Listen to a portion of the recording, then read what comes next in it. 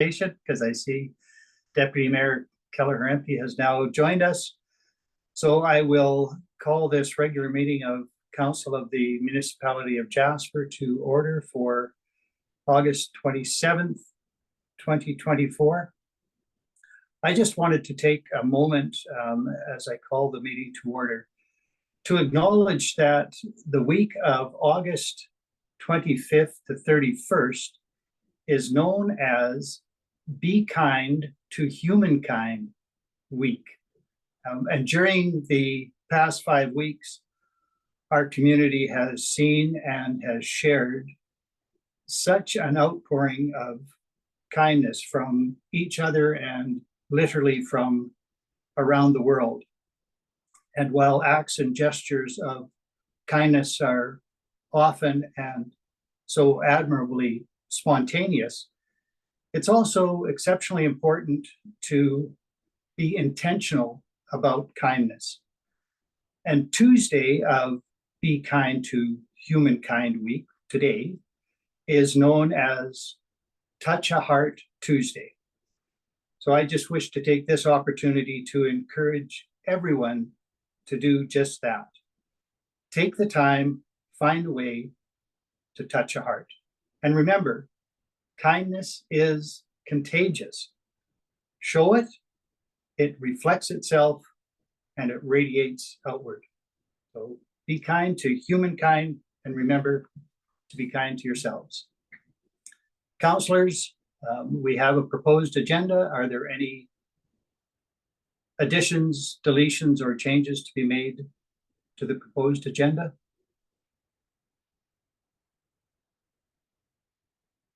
Seeing none, I would ask for a motion to approve the agenda as presented.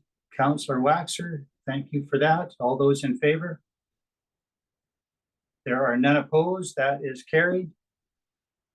We have minutes of the August 20th, 24 regular meeting for approval.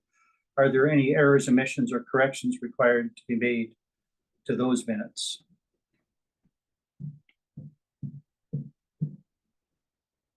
Councillor Melnick. Thank you, Your Worship. I think it's a minor correction, but as we recognize folks that have been kind to us, the folks at the Legion have been kind. And last week we had a chance, one of our councillors thanked Sue and Kevin Henderson, but I think the intent was to thank Sue and Keith Henderson, unless I have that wrong.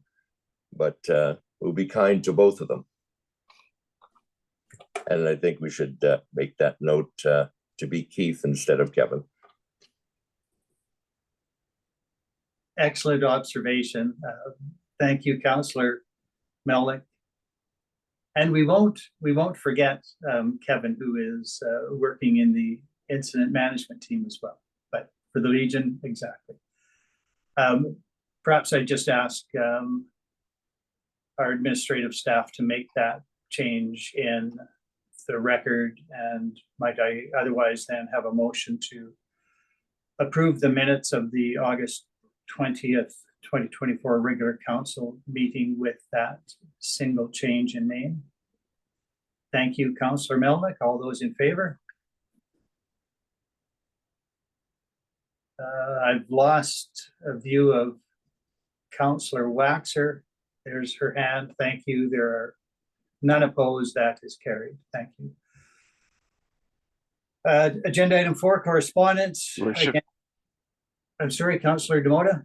Sorry, just because we're moving on from the approval of the minutes. We don't have business arising on the agenda today. I just would want to provide some clarity on some of the things we discussed last week, in particular, council remuneration. And speaking of being kind, I don't really like to dive too much into social media. And 4 years ago, when you're talking about the pandemic, I reacted a little bit defensively to some residents, and with some regret now, with a lot of regret. And I didn't want to come out and do that again today. But when we're talking about kindness, I think that I just really want to promote that when people are going to post stuff, just to have all the information and make sure you know what you might be blasting people on.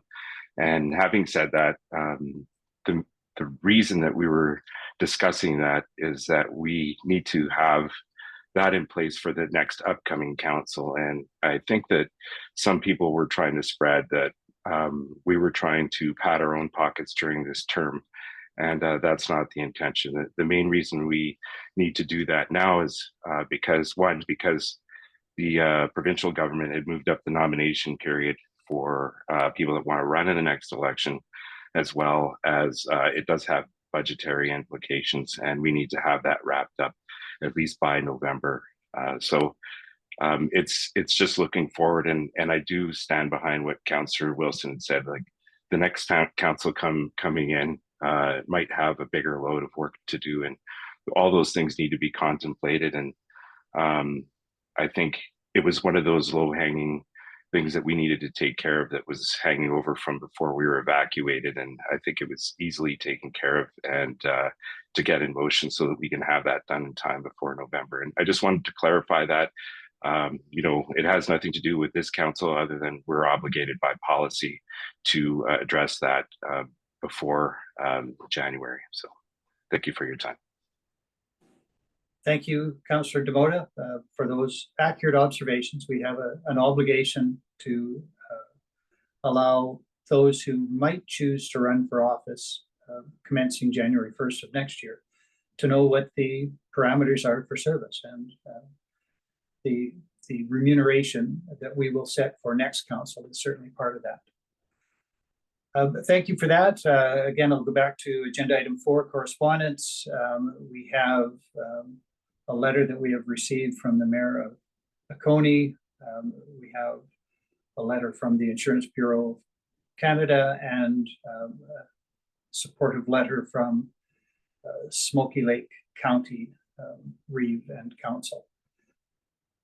All those are there for information. If there is a councillor prepared to make a motion that we receive that correspondence for information. Oh, that was close. I'm going to take Councillor Waxer as first hand up. All those in favor? There are none opposed. That is carried. And we thank the writers of those letters for that support to our community throughout this ordeal. That takes us to agenda item 5, new business. And we have a guest with us again from the Insurance Bureau of Canada, Rob Dupree, who has been at the Incident Management Center throughout this long-standing matter now. So I guess all of the 5 weeks or so, Rob has been there. I've had the pleasure on a few occasions, and Rob has been in and around the Reentry Support Center at Commemoration Park as well. So Rob, the floor is yours, and welcome. Thank you to the mayor and councillors, to the government officials, and importantly to the residents. My name is Rob Dupree, and I'm the National Director of Consumer and Industry Relations for Insurance Bureau of Canada.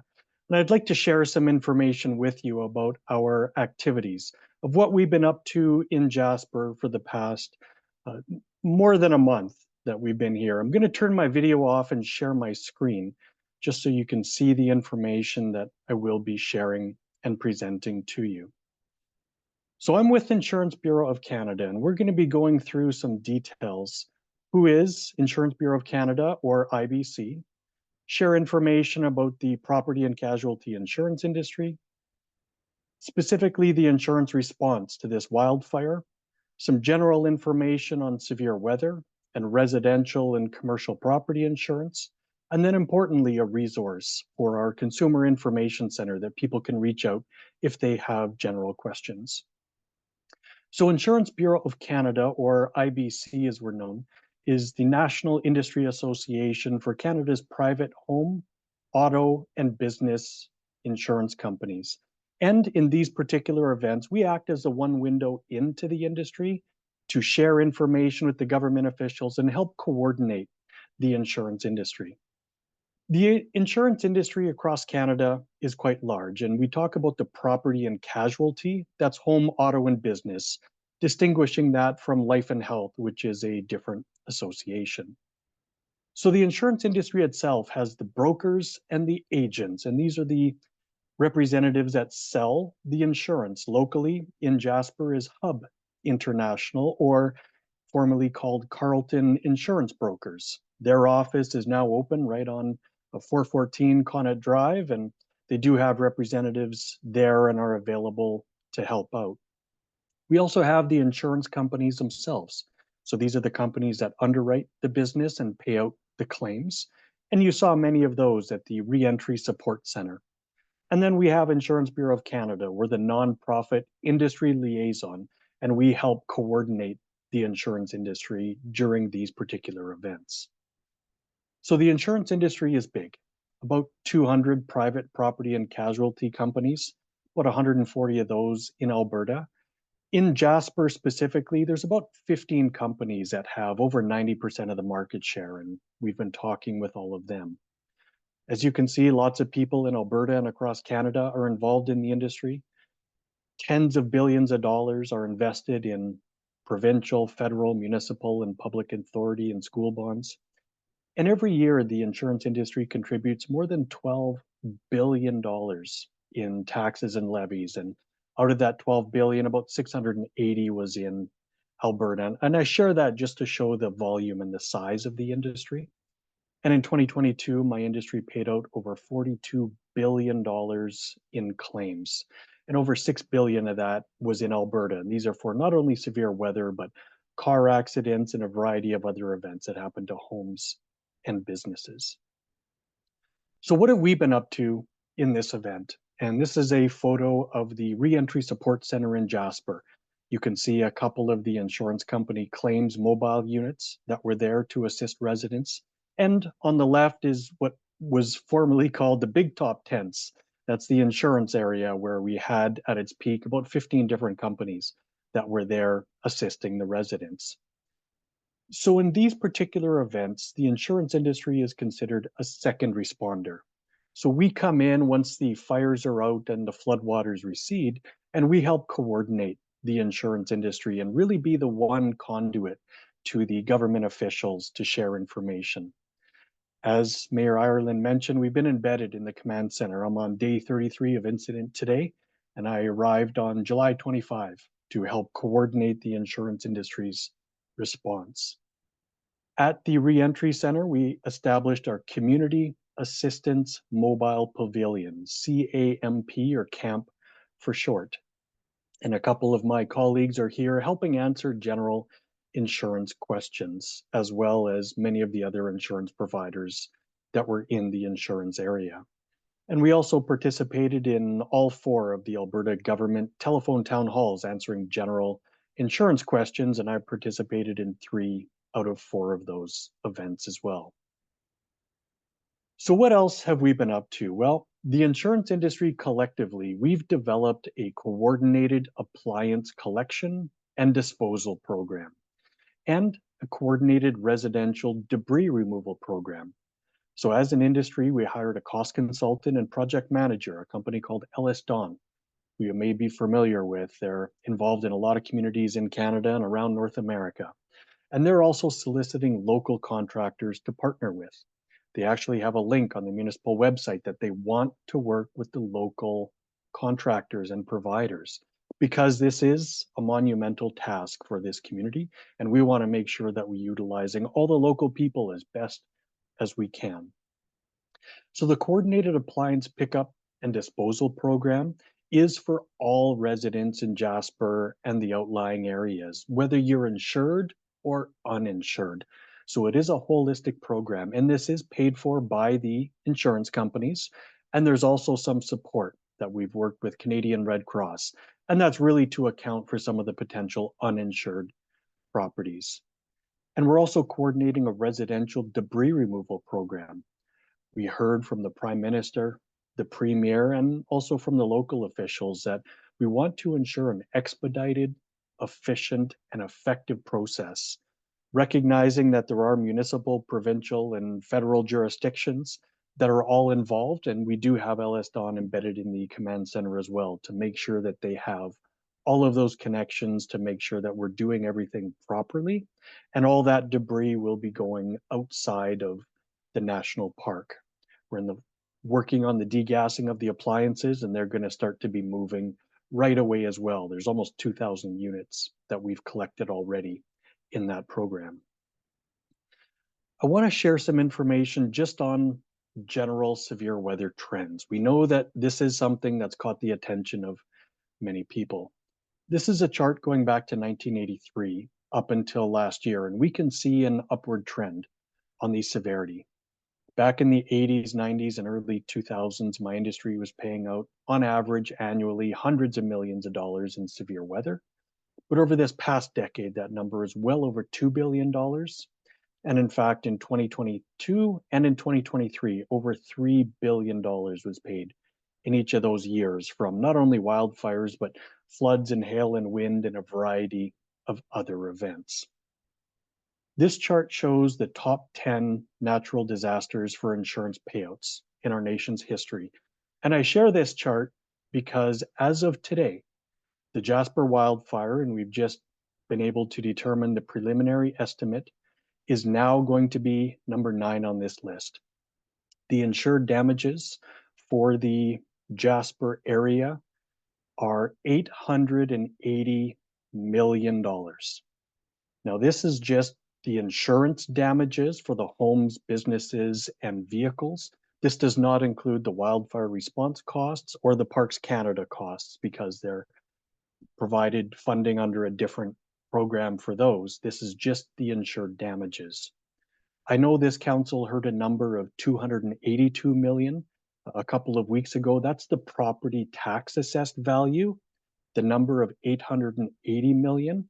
This is for the damages to not only the destroyed homes, but the standing homes, the contents, additional living expenses, mass evacuation expenses, business interruption, and also the personal and commercial vehicles that were damaged or destroyed. We will be sharing this information in a media release in the coming days, but wanted the council to know this information. And I say as of today, Jasper is now number 9. There are several other events that have happened in the past few weeks. Montreal flooding, Ontario flooding, Calgary hailstorm. So at the end of the year, Jasper, while it's sitting at number 9 now, may move to 10 or 11 or 12 down the list. But as of today, it's number 9, and that is a big deal. And I can also validate that this event is the costliest event in Canada's national park history for insured damages. So we know that Jasper is number 1, and this information just validates that this is the number 1 costliest event in Canada's national park history.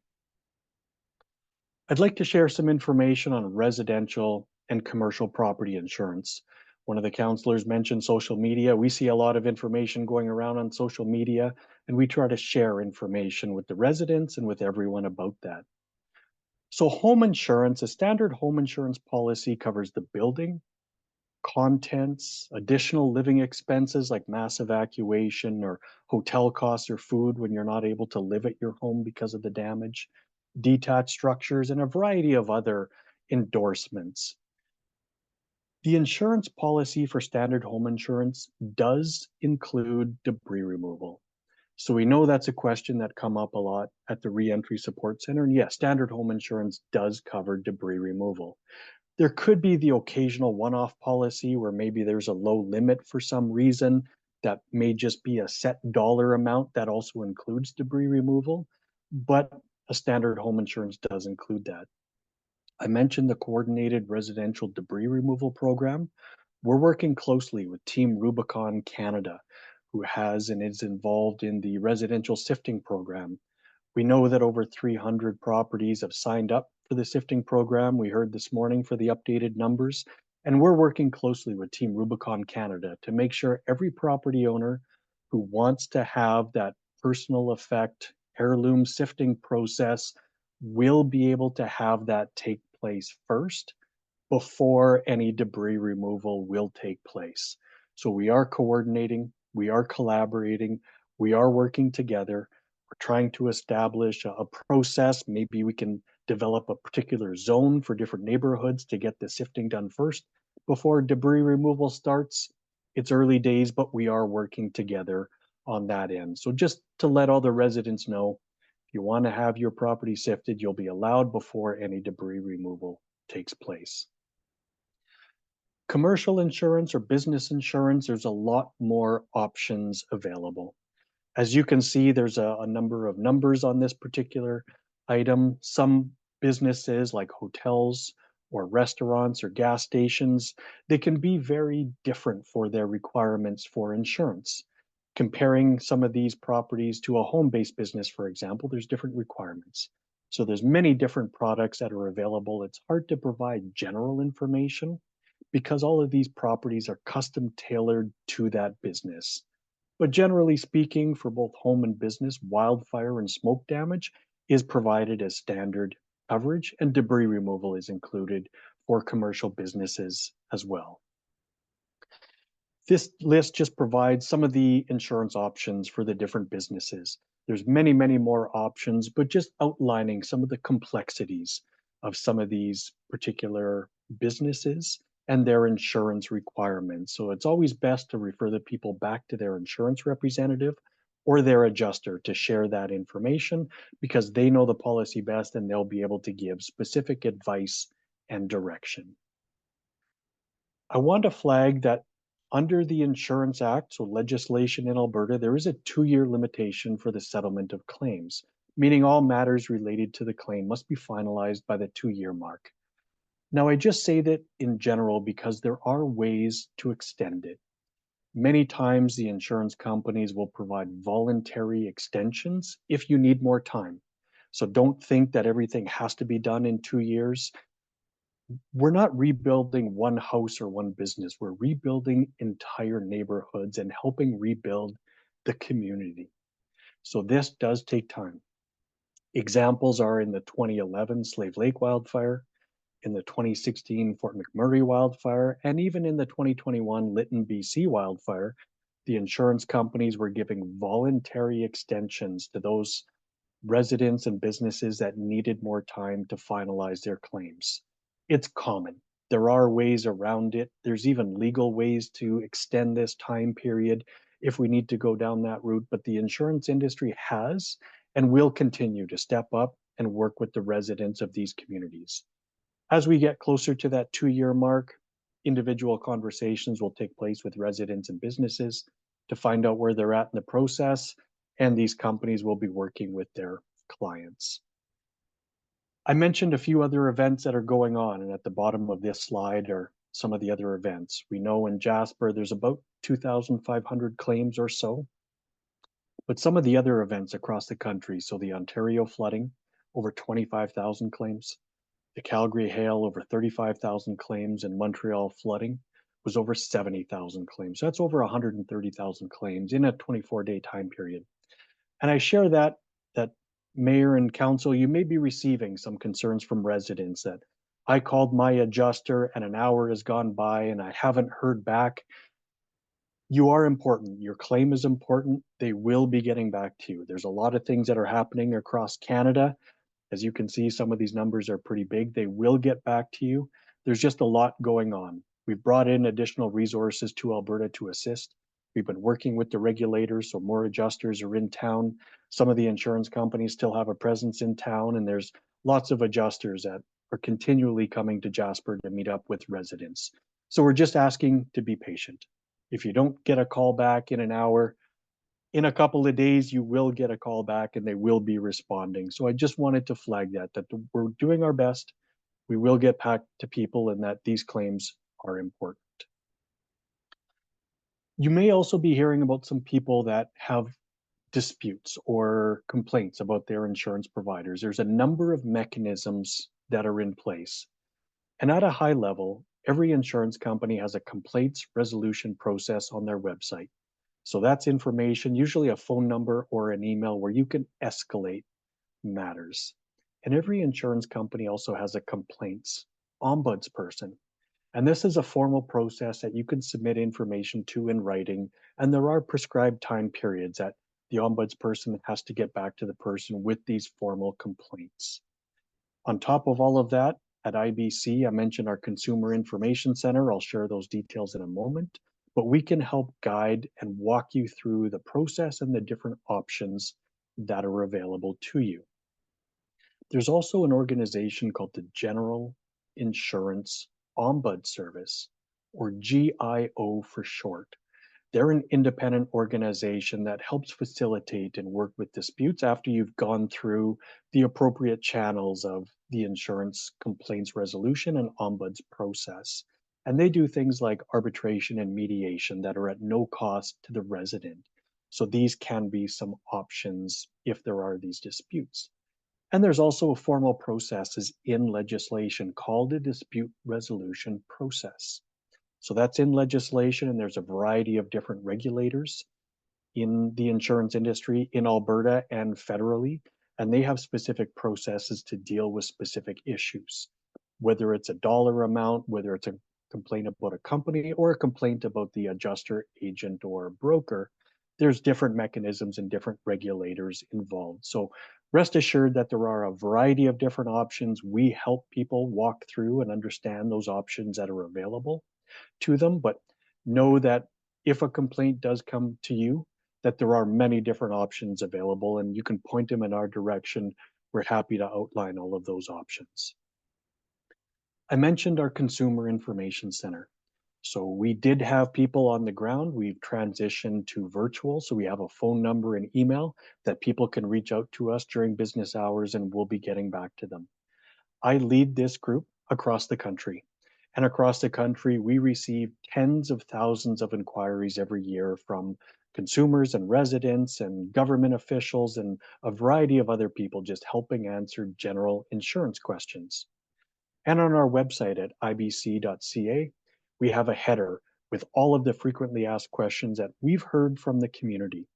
And this is based through conversations through our Consumer Information Center. So we're updating that on a regular basis, and we have been and will continue to do so to help answer those frequently asked questions for residents.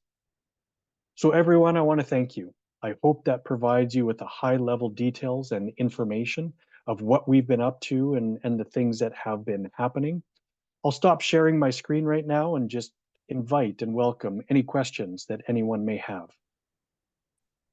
Well, thank you very much, Rob, for that presentation. I will open it to councillors to take you up on your offer to answer questions. And I will say that, although I didn't mention it, unfortunately, when you began, but Rob has also been part of the provincial virtual telephone town halls, 3 or 4 of those, and has willingly answered questions from all sorts of concerned residents about matters. So he's well equipped to answer any questions that councillors may have. So go ahead, please.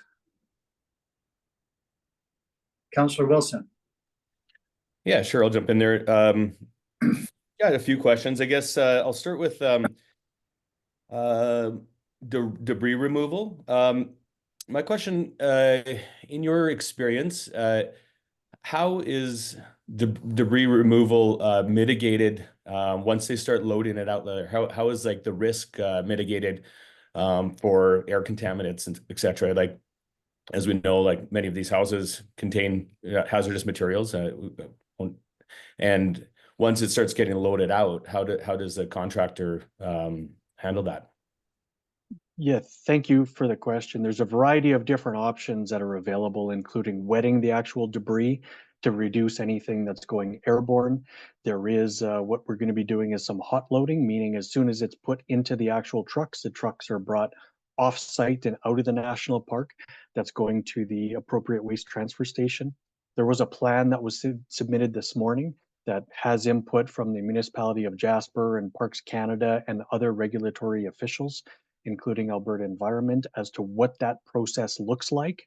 So these are still active conversations that we're finalizing the process, but we do have Ellis Don that's managing that program. And we want to ensure that once we establish that program that everyone agrees to is the appropriate way, that all contractors, regardless of who's doing that debris removal, will be following that appropriate process, and they need to be submitting their plans before they get a demolition or debris removal permit. So we've been talking with all the right authorities. Everyone is on board. There's been some exceptional collaboration at the command center, and we've had a lot of very active and dynamic discussions.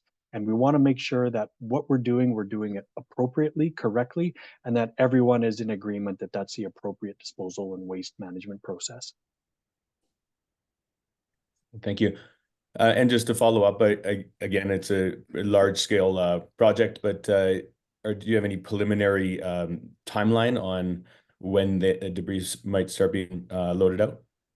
Yeah, really that's imminently. We've had a lot of contractors that want to start on some of the commercial properties as soon as possible. We're just finalizing that waste stream.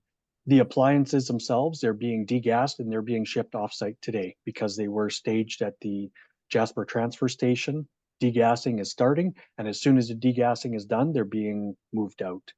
We do have an ambitious timeline to have all the debris cleared by the end of November, November 30th in the Joint Recovery Coordination Center.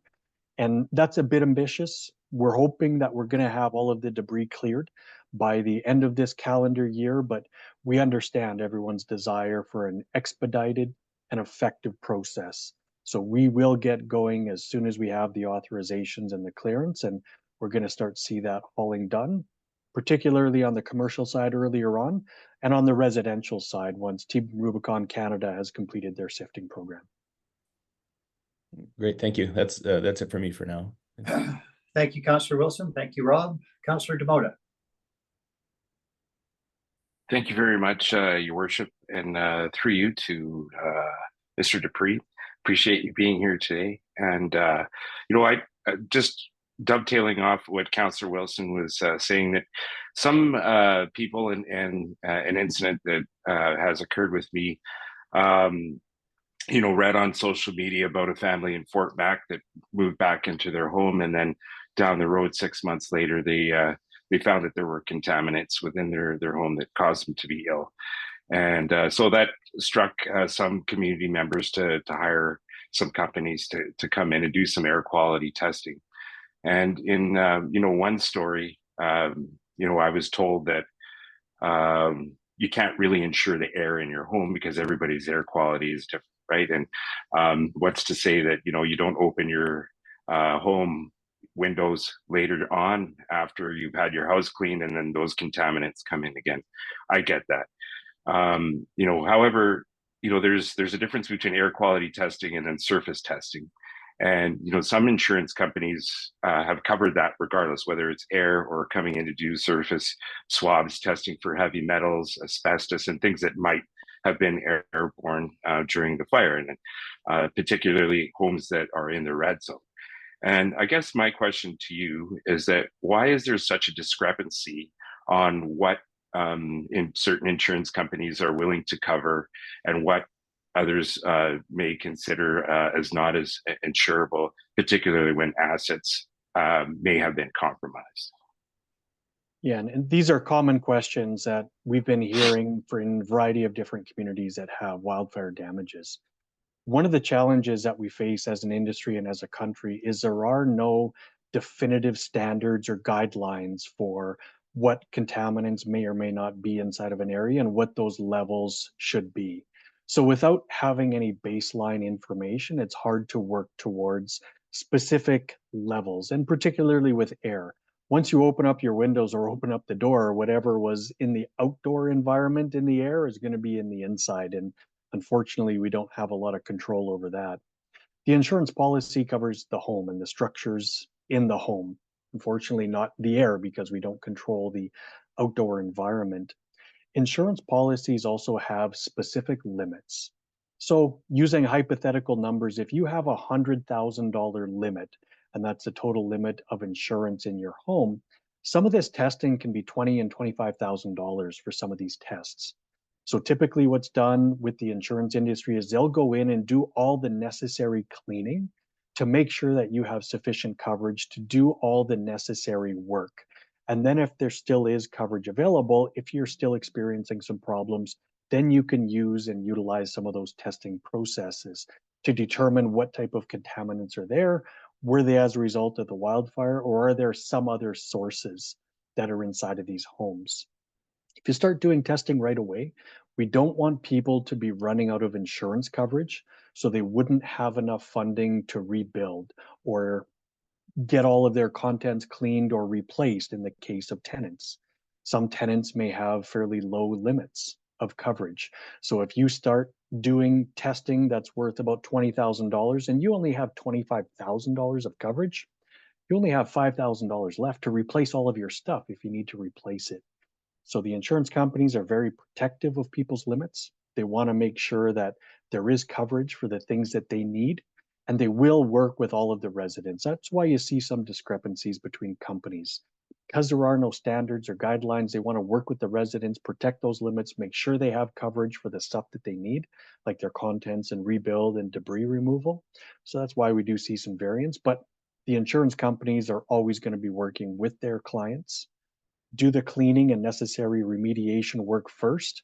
And then if there's still some challenges, then they'll be able to do some of the testing if required.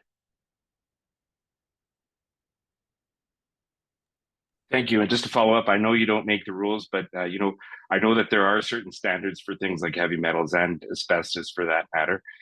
So, you know, I think some of the logic behind getting the testing done early is even if you're going to go in and get, you know, your residence clean or your business clean, you have to know what you're going in to clean. And if you're sending people in to disturb things that should not be disturbed more, you know, I think that's kind of like the intent of what some people are concerned about. And I understand, you know, all the information that you gave us, and I appreciate that.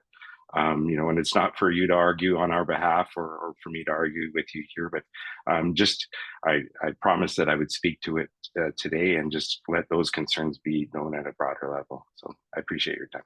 Yeah, no, and thank you. And we appreciate those concerns. We've heard about that from the residents in the community. We're absolutely taking those seriously. This is just a reminder for all the residents to make sure that you're using the appropriately trained, qualified, and experienced remediation contractors. We may start to see some contractors showing up that can give you some really good deals on cleaning, but they may not be doing the appropriate cleaning. As we know, even from some of the municipal buildings, sometimes some of this cleaning can take weeks to do an appropriate job and to do that job properly. So just a caution that your insurance provider is there to help you. They may recommend a service provider that does the appropriate work correctly, accurately, so that you do have proper results and cleaning done. Thank you for that, Councillor DeBoda and Rob. Councillor Hall. Thank you, Mayor Ireland, and thank you, Mr. Dupree. My question is around, I'm wondering if you could explain to me guaranteed replacement cost, what that means. Is it just automatically in all policies? And from what I'm understanding is it doesn't exist in mobile home policies? Yeah, you're generally correct. So insurance policies, there's a variety of different options.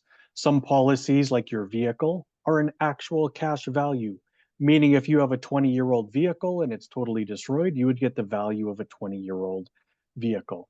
Some properties like mobile homes may be actual cash value, or they may be replacement cost. And some homes may have additional coverage called guaranteed replacement cost.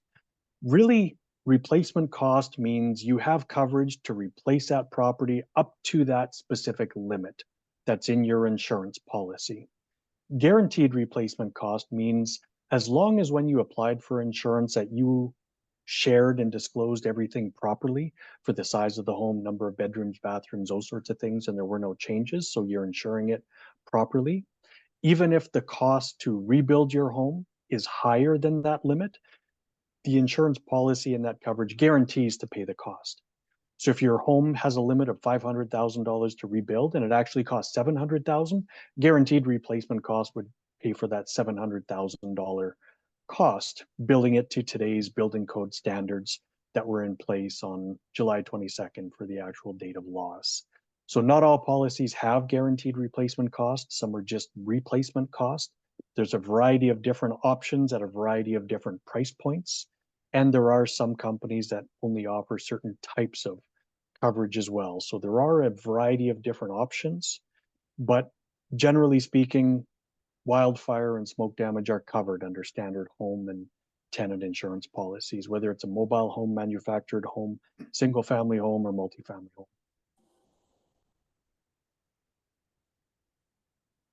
If there's not another follow-up from Councillor Hall, I will just follow up on that, if I may. Rob, whether it's replacement cost or guaranteed replacement, you mentioned the effective date. So date of loss, we'll say July 24th. And so replacement cost, whether guaranteed or otherwise, is replacement subject to the rules and regulations that were in place that day and not as they may change before the rebuild begins? Is that how I understood your response? Generally speaking, correct. So if council were to change the rules significantly for specific requirements, the insurance policies may not pay for those costs because the premiums were based on the building codes and the bylaws and the requirements on that actual day. So it's hard to make retroactive premium changes. We're not allowed to do it. So it's the premiums were based on that. Now, having said that, in Lytton, for example, there was some discussions on building more resiliently. And there are some insurance companies and policies that have specific endorsements that can cover some of those more resilient features. And as well, there's flexibility within insurance policies, meaning once you have that dollar amount to replace the particular building that you had, you're allowed to make some changes. For example, you might forego your granite countertops and use that funding for those countertops for a more fire resistive exterior siding, for example. So there are ways to work within the insurance policy and some of that costing to the benefit of the homeowner for any changes that they might like to see or any changes that may be coming along as well. Thank you for that. Councillor Wilson. Yeah, sorry. Okay, yeah, my question was about insurance companies and like once we move into the build stage, this kind of information I'm kind of seeking out for local contractors in town. Is there like preferred builders lists that, you know, that those insurance companies will go directly to? How would local contractors get on those lists? And how do we make sure that local contractors are preferred as or are working as well? Yeah. First and foremost, the resident can use the service provider of their choice. So ultimately, it's up to the resident who they want to be building or rebuilding or repairing their particular property. Many insurance companies do have preferred providers, just companies they've worked with in the past that have the experience and knowledge and the capabilities in order to do the necessary work with the appropriate licensing and bonding. But that's only one particular company or a variety of companies. Insurance companies can use that. We know that this rebuild will be a fairly significant and monumental task. All of the local providers are absolutely able to be quoting on things. We want to be working with the local providers. I mentioned LS Don already has a registry that they're collecting all the names of the local providers in order to do that work. We've heard from some of the businesses that have already reached out to their usual providers that have done some work with them in the past that are generally local and they want to utilize them because of the uniqueness or specific items that they're able to build. So absolutely, yes. We want to be working with the local providers and Indigenous organizations as well for everyone that's in the area. There is a registry, the homeowner ultimately has the choice. So as long as the resident is comfortable using that particular provider, they can absolutely use those providers. Thank you. And okay, so I was just a bit confused that the LS Don registry is for, you know, cleanup, but also moving on into building stage as well. Correct. Yeah, they're just collecting all the names of the local providers to do a variety of different work. The debris removal is the immediate piece that's going on right now. But LS Don, they do not only project management, but cost consulting as well. And they help and work with insurance providers in a variety of different ways. So they can help manage some of those costs of the actual rebuild. And they're likely going to be involved from a variety of different providers and be able to be involved in a competitive bid process as well. Great. Thanks, Rob. In the absence of other hands, I have a question for you, Rob. which is broad, generally under what I would call the role of soul. So can you discuss in general terms what role a declaration of a state of local emergency may have, both with respect to an additional living expense claim under a residential policy and a business interruption claim under a commercial policy, and whether there is any similar impact based on permission for re-entry, whether broad or restricted? And these are common questions that we've been hearing about as well. So I'll start on the residential side. When the evacuation order first happened, standard home and tenant insurance policies have additional living expenses. And one subcomponent or subwording is called mass evacuation. So that coverage, whether you have damage to your home or not, is provided for things like lodging, accommodations, additional food costs, really those additional living expenses. Once you're able to return, so residents were able to return starting August 16, that mass evacuation converts to additional living expense. And really what that means is if your home is livable, you're able to move back home. You don't require that coverage anymore because you don't have additional living expenses. You're able to move back home. But for those people that have damaged or destroyed properties, they continue to receive that additional living expense while their home is being repaired, rebuilt, or remediated. So really that state of emergency and that initial evacuation order really applies to everyone, whether they have damage or not. Once you're able to return, that coverage continues if you have damage and you can't live there. Similarly, on the business side, the declaration by a civil authority coverage, that provides coverage for that business income loss for a specific period of time, whether they have damage or not. And then once you're able to return, if there is damage to that particular business where they're not able to operate, that's where that civil authority coverage converts into business interruption. And that business interruption, like additional living expense, would continue during the rebuild, repairs, or remediation with specific time periods and parameters that can vary by business. So overall, it's similar type of coverage for homes and businesses. And it really hinges once that evacuation order is lifted and people can go back, that type of coverage will continue if those businesses are damaged and not able to operate. So right now, a continuing state of local emergency really doesn't have any specific bearing on insurance for the damages to the business, only because if the business is damaged or destroyed, they're already working on the business interruption claims, whether there's a state of local emergency or not. Thank you for that. Any other questions for Mr. Dupree while we have him here? I see no takers. So again, thank you very much, Rob. Thank you. I'm sorry, Councillor Waxer, you've just come on screen. Did you have a question? No. All right.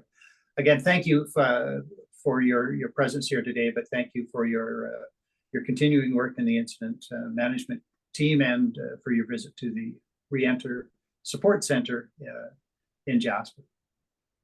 Thank you, Mayor, and thank you to Council, and importantly, thank you to all the residents of Jasper.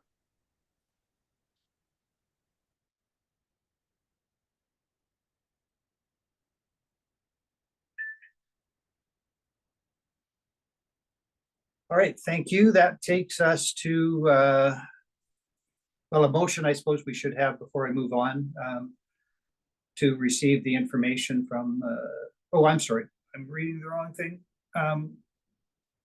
Yes, to receive the presentation for information. Sir, Councillor, prepared to make that motion. Deputy Mayor Keller-Harampe, thank you for that. I will call the question. All those in favor? There are none opposed. That is carried. That takes us to agenda item 5.2, Joint Recovery Coordination Center update. Director of Recovery, Mr. Fark, is there somewhere? Yes, good morning, Mayor Ireland, members of council. It is very nice to be introduced to you once again. So thank you for your time. A few points I would like to go over with you now that I've been on the ground for a little over a week. I think it's important to make sure that council is informed and kept up to date. So the first thing I would like to bring to your attention is essentially what transpired last week and the transition from the Unified Command and the IMT to what we are now calling the JRCC, which is the Joint Recovery Coordination Center. So as council is aware, during the fire incident, there was a unified command under what they call the Incident Management Team. That was a combination of Parks Canada and Municipality of Jasper emergency staff. The IMT works under an ICS structure, which is an incident command system structure, and it is very much geared towards the management of an emergency, and it is based on the principle of objectives. So objectives are set, and the objectives determine the work that needs to be done. The indicator for the end of the unified command was when we reached the point where common objectives between the Municipality of Jasper and Parks working on the fire were no longer the dominant portion of the work. So essentially what was happening was a number of the objectives that were coming up and that were needing to be actioned were no longer fire related as we reached early stages of last week. And therefore resources needed to be realigned and dedicated to looking at the return and the recovery efforts. So at that time, the decision was taken to end the Unified Fire Command, to allow the Parks Fire Incident Management Team to continue to focus their work specifically on actioning the ongoing fire, and then to allow the remaining resources from the Municipality of Jasper and Parks Canada to refocus our efforts to look at how we manage the return and then phasing into recovery. In cooperation with our partners at Parks Canada, what we have come up with is what we are calling this Joint Recovery Coordination Center. It is still based on the ECC, our Emergency Coordination Center model, and using very much the ICS structure, but it is geared towards the recovery efforts rather than the ongoing fire emergency. Of course, Parks Canada continues to action the fire, although the rain, of course, over the weekend has helped considerably in terms of helping to bring that under control. So now what we've done is, together with Parks Canada, we've done some work to set some common priorities and objectives, to look at our org structure, our organizational chart, and to see what resources we may need, both in the short term, the medium term, and the long term, in order to ensure that we are resourcing correctly in order to move forward with the recovery phase, both within the municipality and then in Jasper National Park in general. I'd like to provide you a little bit of information just in terms of where we're at in some of the numbers. So as of today, ATCO Gas has managed to relight 84% of the homes that have been affected that are eligible for relighting. There are 175 homes that could be relit that are still remaining. So for members of the public who may be watching, if you've not yet returned to your home and it is capable of being relit, please do so soon and contact ATCO Gas to allow that to move forward, especially as we move into the cooler months. We feel that's important to prevent any further damage to the still standing or remaining structures. ATCO Electric has essentially managed to re-electrify pretty much everywhere within the municipality that was eligible to be reconnected, and that includes the industrial areas. In terms of the total white goods, so white goods is fridges, freezers, dishwashers, etc. 1,946 of those have been removed and are, as Rob mentioned, are currently at the transfer station being degassed and then in process of being removed from the community. Team Rubicon has managed to do 308 intakes, and they have managed to so far do 23 sifting sites as of today, and they are continuing their work.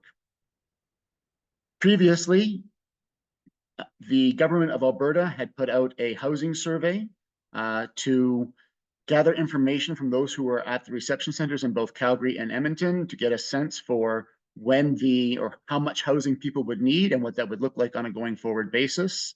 That survey completed at the end of the day Friday, and we were able to get some good numbers and information based on that.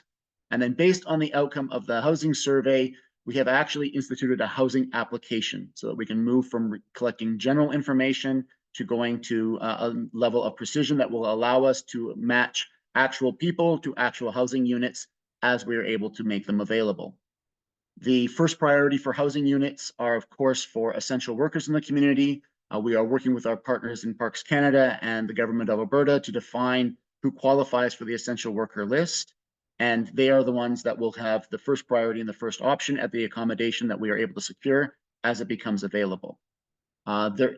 Everyone who is currently displaced and is in need of housing is able to fill the application and complete the application process. So far, we have had 390 people complete the application. We have identified about 100 of those so far as essential workers, and we will continue to work through that process in the coming days.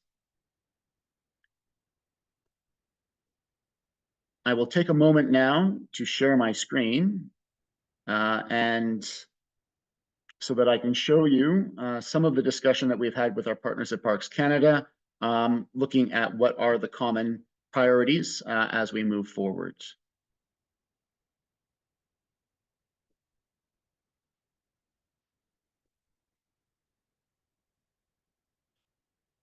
So the first common priority that has been identified between Parks Canada and the MOJ is to identify and support the emergency social service needs for the Jasper Field Unit, Municipality of Jasper, and residents as soon as possible. Generally, under this category, we are referring to mental health supports and ensuring that the human impact lens is considered in all objectives. Housing is considered a priority here, as is employment, including the MOJ support to enable the economic recovery within the community, the Parks Canada support to the field unit to resume services, and then connecting individuals within the community to existing agencies and facilitate access to resources. Our second priority is provision of temporary accommodation and work location for essential workers. And by temporary, we are talking about what we consider to be the 0 to 90-day window. So securing accommodation for up to 90 days, more or less from today. We are looking to mobilize a temporary camp for essential workers, and we are working with the hotel industry to secure available units to support that as well. The third priority is focusing mostly on the MOJ side, which is the implementation of the interim housing solution. So interim housing is what takes us from that 90-day plus through to the reconstruction and rebuild when reoccupancy of the destroyed and damaged homes is complete. Through that process, we are working together with the Red Cross and the Government of Alberta to see if we can't identify additional supports for vulnerable residents. We are looking again at that interim housing solution, that 90-day plus. And then, of course, there is some work to be done to identify and to work with industry, the tourism industry, on staff accommodation and returning workers, and then contractors who are needed for the remediation, debris removal, and then eventual reconstruction. So there are a number of different overlapping housing initiatives that are going to need to be actioned at the same time. The fourth priority is to restore critical Parks Canada and Jasper Field Unit and Municipality of Jasper functions as soon as possible. And in this case, when we're talking about Municipality of Jasper functions, we're talking about with a wide brush, including the agencies, boards, and commissions from the Government of Alberta, which make up the essential services for our community. So for the Municipality of Jasper, municipal departments, we're talking about recreation, utility work, all the sort of business as usual departments of the town. Our first responders who, thanks to their great work and their great effort, have already been up and running now for some time. So that objective is complete. Education, the province has set a goal of having schools reopen as of September 17th.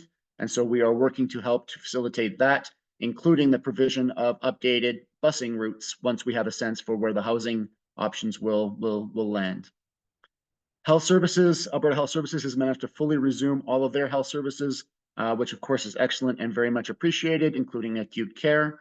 And of course, we are working with the post office on their timelines for when they can resume their essential service to the community.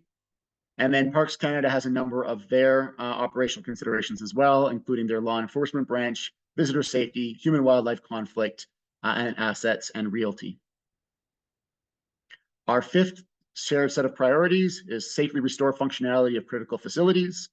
So that includes provide temporary workspace for critical services until critical facilities are available. So those of us who are supporting the recovery, we also need a place to work, as do all the first responders and other essential services. So we need to secure workspace for that. On the MOJ side, we are prioritizing the cleaning and reopening of all municipal facilities, working with the insurance companies and the contractors who are leading that. Then, as our next big step, and this is the big heavy lift that Rob referenced earlier, is residential area remediation, demolition, and removal. So we are working on a common plan together with the contractors and with Parks Canada for the permitting and then the waste management removal process. And we have some ambitious targets in terms of how soon we would like to see that work complete. And then after that, we have the commercial remediation, demolition, and removal, which of course will be going on in parallel. But due to the complexities of the commercial and industrial area, we do anticipate that that will take slightly longer. Parks Canada has some specific objectives as well there, including reopening their dispatch service, cleaning their Jasper compound, the train station, and the information center. Our sixth area of focus is the remediation of impacted Parks Canada and Municipality of Jasper facilities and infrastructure. So in our case, we need to identify, repair, and replace pavement and utility damage. We are very fortunate in that the vast majority of municipal infrastructure was for the most part undamaged. Parks Canada, unfortunately, was not as fortunate. So they have a number of key areas that they need to identify for remediation. They have infrastructure, facilities, highways, bridges that all need hazard assessments and then remediation. There are a number of contaminated sites that need to be cleaned, and then reclamation of newly disturbed sites relative to fire operations.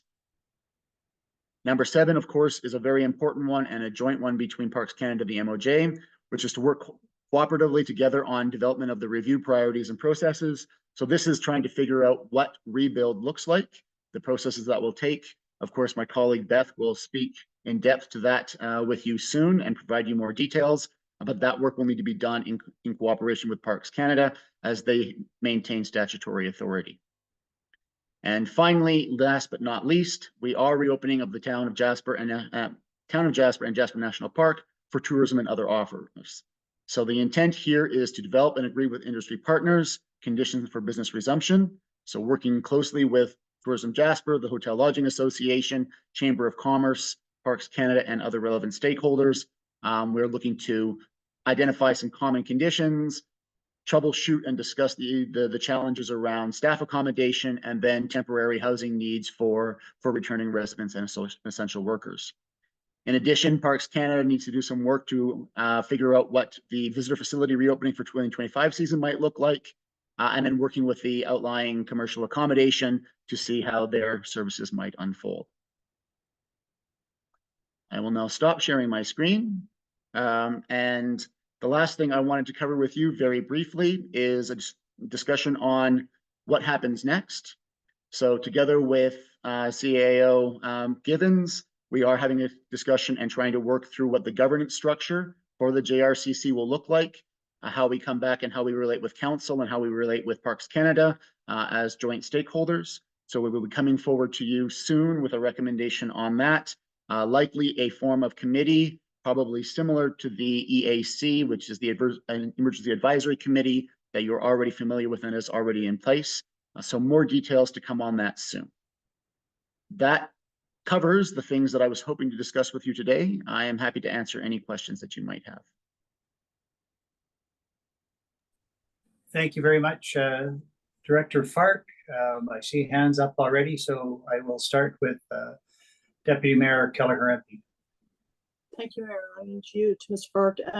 We're talking about the schools opening on September 17th.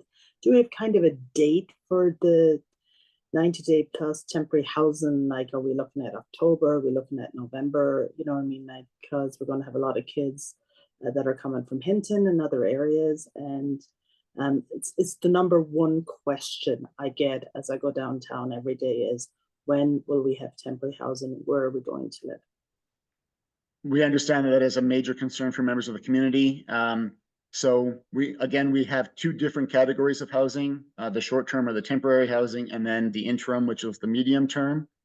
We are hoping to have some initial short-term or temporary housing in place early next week to be able to start to bring some essential workers back to the community.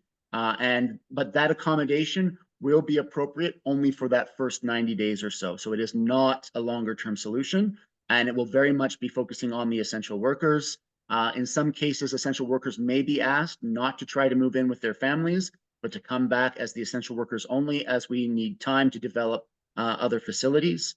And then we will need time, and we are targeting to have the interim housing, which will be more family friendly and fit for purpose. We're hoping to have that in place before the end of that 90-day window. Thank you for that.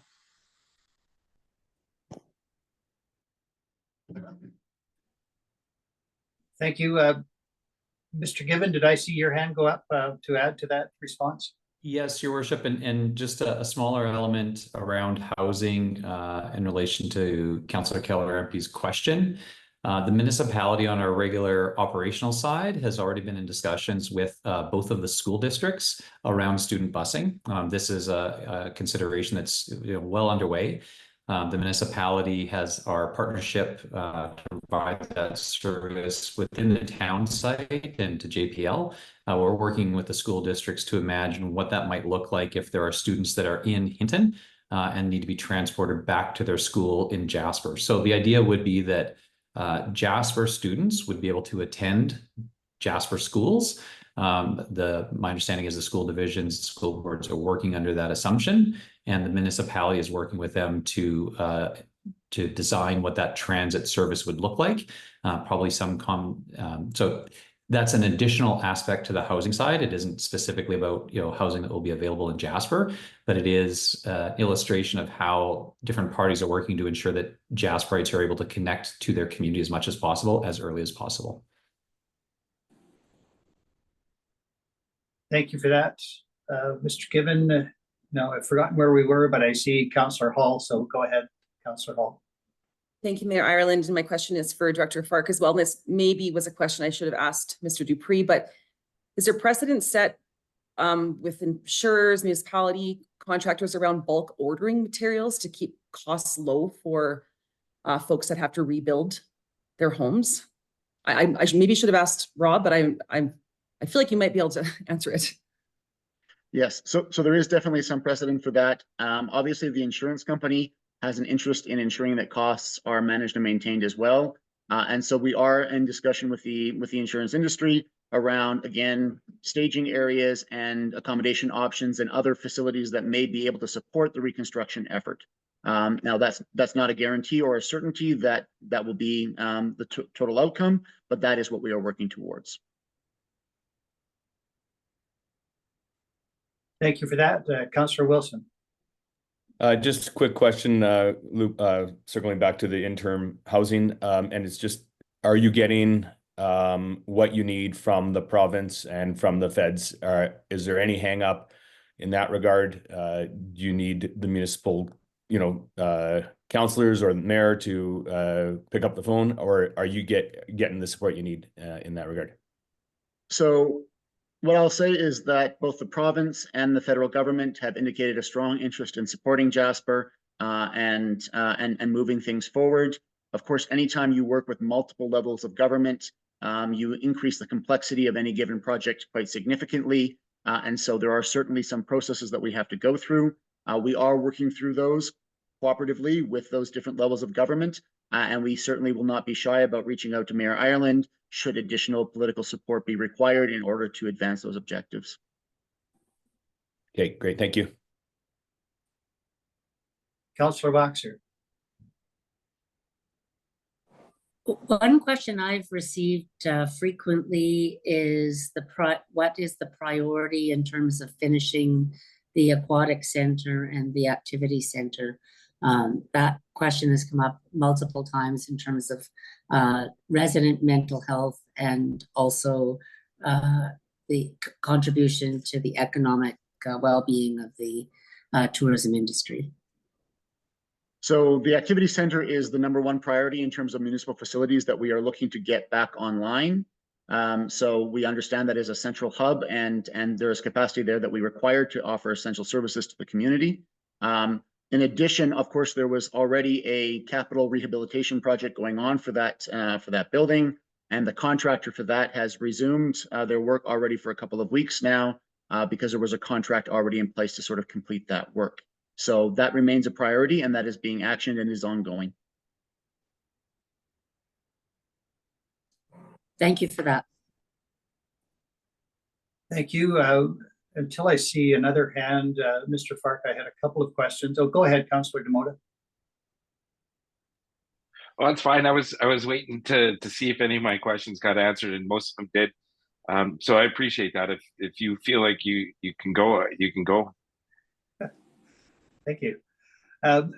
Mr. Fark, in your verbal presentation, and I think it was under number 5 of your list, you spoke briefly about permitting and indicated, I think the word was ambitious, but without any assigned date. So I'm just wondering, particularly in terms of permitting for debris removal and reconstruction in the commercial zone, where that might stand, what those owners might be looking at in terms of rebuilding, and then more generally with respect to residential rebuilds.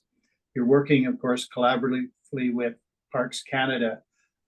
There have been some indications of residents who would prefer not to rebuild and might be looking to assign their leasehold interest. Can you say whether there is any assurance offered by the federal government that that will be permitted? That is the assignment of vacant land. Okay, there are a number of different questions in there, Mayor Ireland, so I will try to break them down piece by piece. So in terms of permitting, and we have to make a distinction between permitting for demolition, remediation and removal, and then permitting for reconstruction, because they are different processes. So on the residential side, together with Parks Canada, we've established a process to essentially do blanket permitting for the demolition, remediation, and removal. So essentially, we'll be able to do, rather than doing parcel by parcel, we'll be able to permitting across the entire city blocks. This will greatly facilitate and expedite that process. In the case of commercial, unfortunately, it's not that simple because the commercial landscape is more complex. So for the commercial, each individual parcel will actually have to request their permit on an individual basis, and that will be processed through Parks Canada in order to allow for that remediation to take place.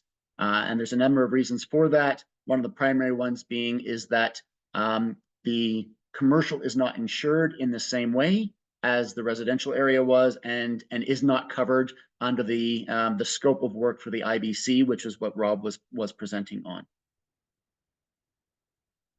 Then on the reconstruction process, again, my colleague Beth will be speaking to you very shortly on that, working together collaboratively with Parks Canada to develop a updated permitting process for the reconstruction efforts, and that will cover both the residential and the commercial. So I will defer to Beth to bring you further details on that. In terms of the leasehold surrender, it has been a topic of conversation. It is something that has been asked to Parks Canada, and we understand that they are looking to answer that question. I do not have a definitive answer for you at this time. Thank you. That's all very much appreciated. I believe I captured all of your questions. Please let me know if I missed one. Well, you did mention in your initial presentation ambitious, and you might describe what that may look like. Okay, so we're a bit reluctant to set hard date targets at this moment in time because we don't want to, or we want to be sure to manage expectation within the community. Specifically looking at the residential remediation, demolition and removal, and then a backfill and hopefully bringing fences down. That is where we are trying to be most ambitious. We would like to have that done at the earliest possible date in order to assist the community in terms of being able to heal and move on and enjoy a sense of peace and calm before we enter into the reconstruction phase. So we are being ambitious across all of our targets, but we are being most ambitious with that residential remediation and removal. Thank you for that. And the blanket permit is a great step forward. So thank you for that. Councillor Melnick, did I see your hand briefly? And then Councillor Demota? Thank you, Your Worship, and thank you, Director Fark. I am wondering, this is a very comprehensive update today. What plans do we have as we move forward for this continued type of reporting in this venue to keep everybody up to date? In So other again, words, as I indicated, regular council updates, which would then keep the community informed. so again, as I indicated, together with CAO Givens, we are working on developing a governance structure for the JRCC. Of course, it has to be done in cooperation with our partners at Parks because they are also a key partner in this. So we will work on bringing something. It will most likely come in the form of a committee of council, and potentially with membership representing other relevant agencies. We will have an update for you on that, and we will bring back that governance structure to you very soon.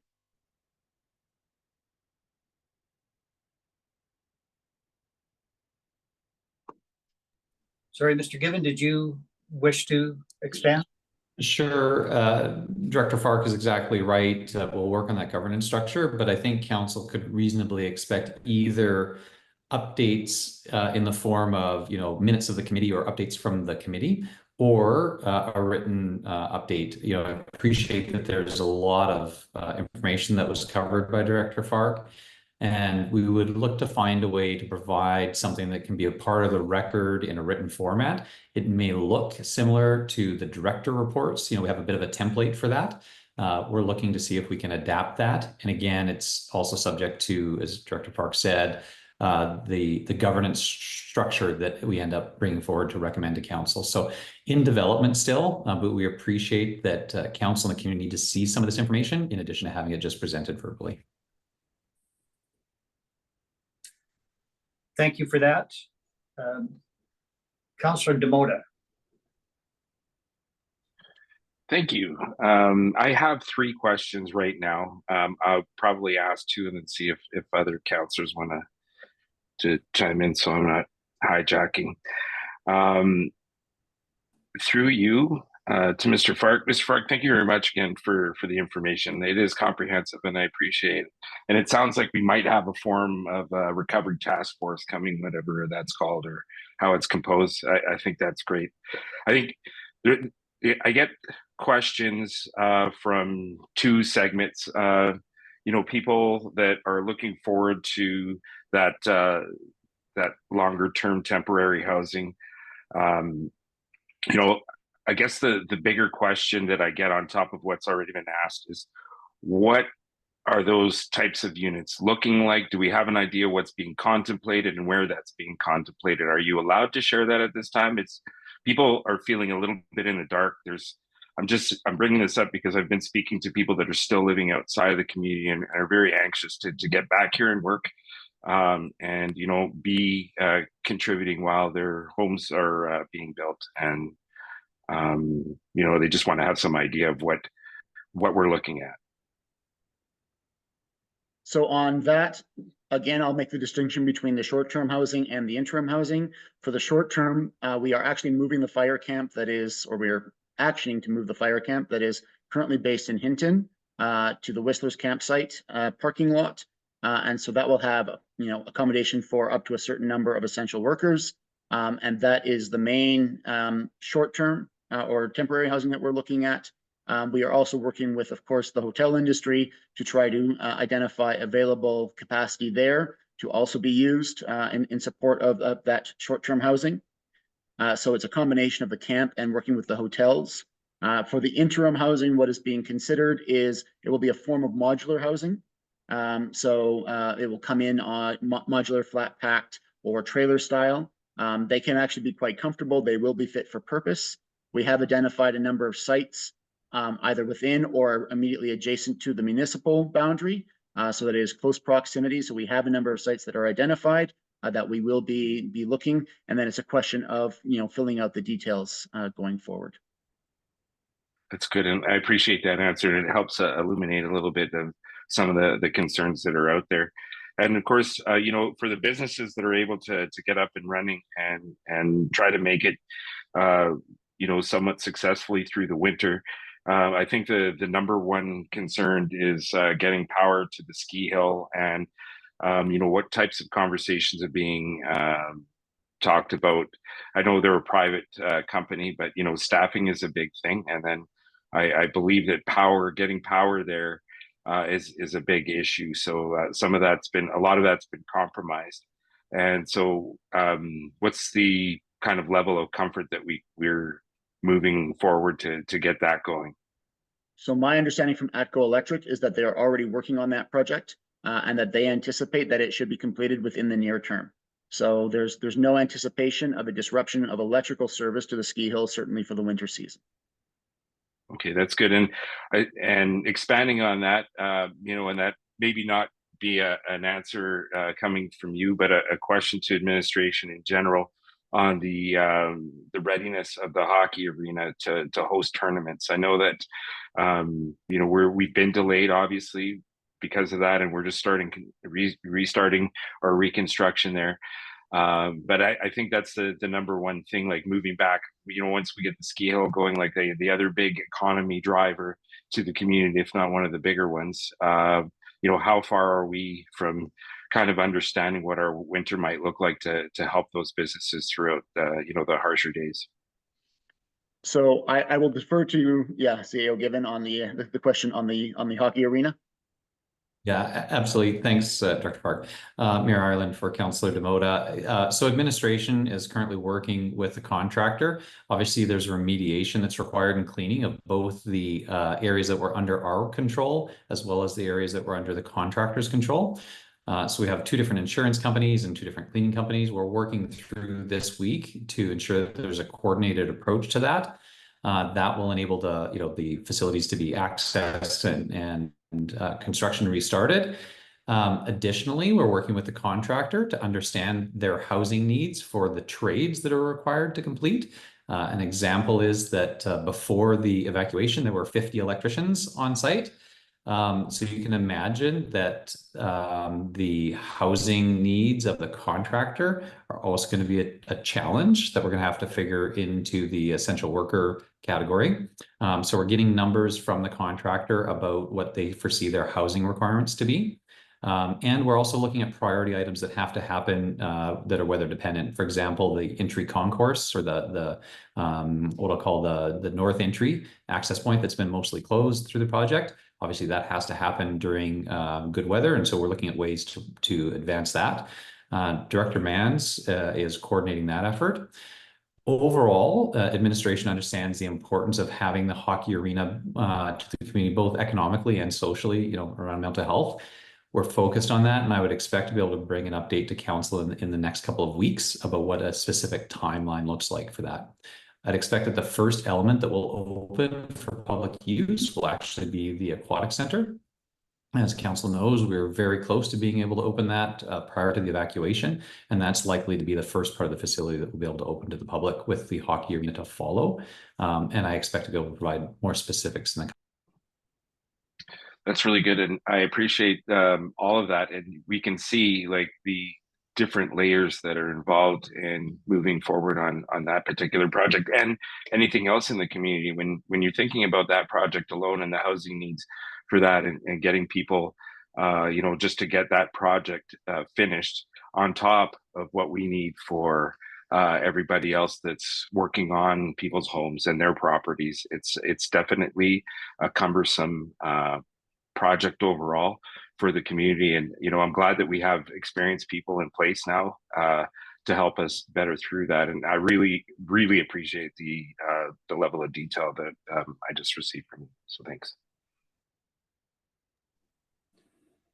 Thank you, Councillor Demota. Are there any further questions for Director Fark regarding his presentation of the updates? I will go to Councillor Hall and then come back to you, Councillor Demota. Councillor Hall, go ahead.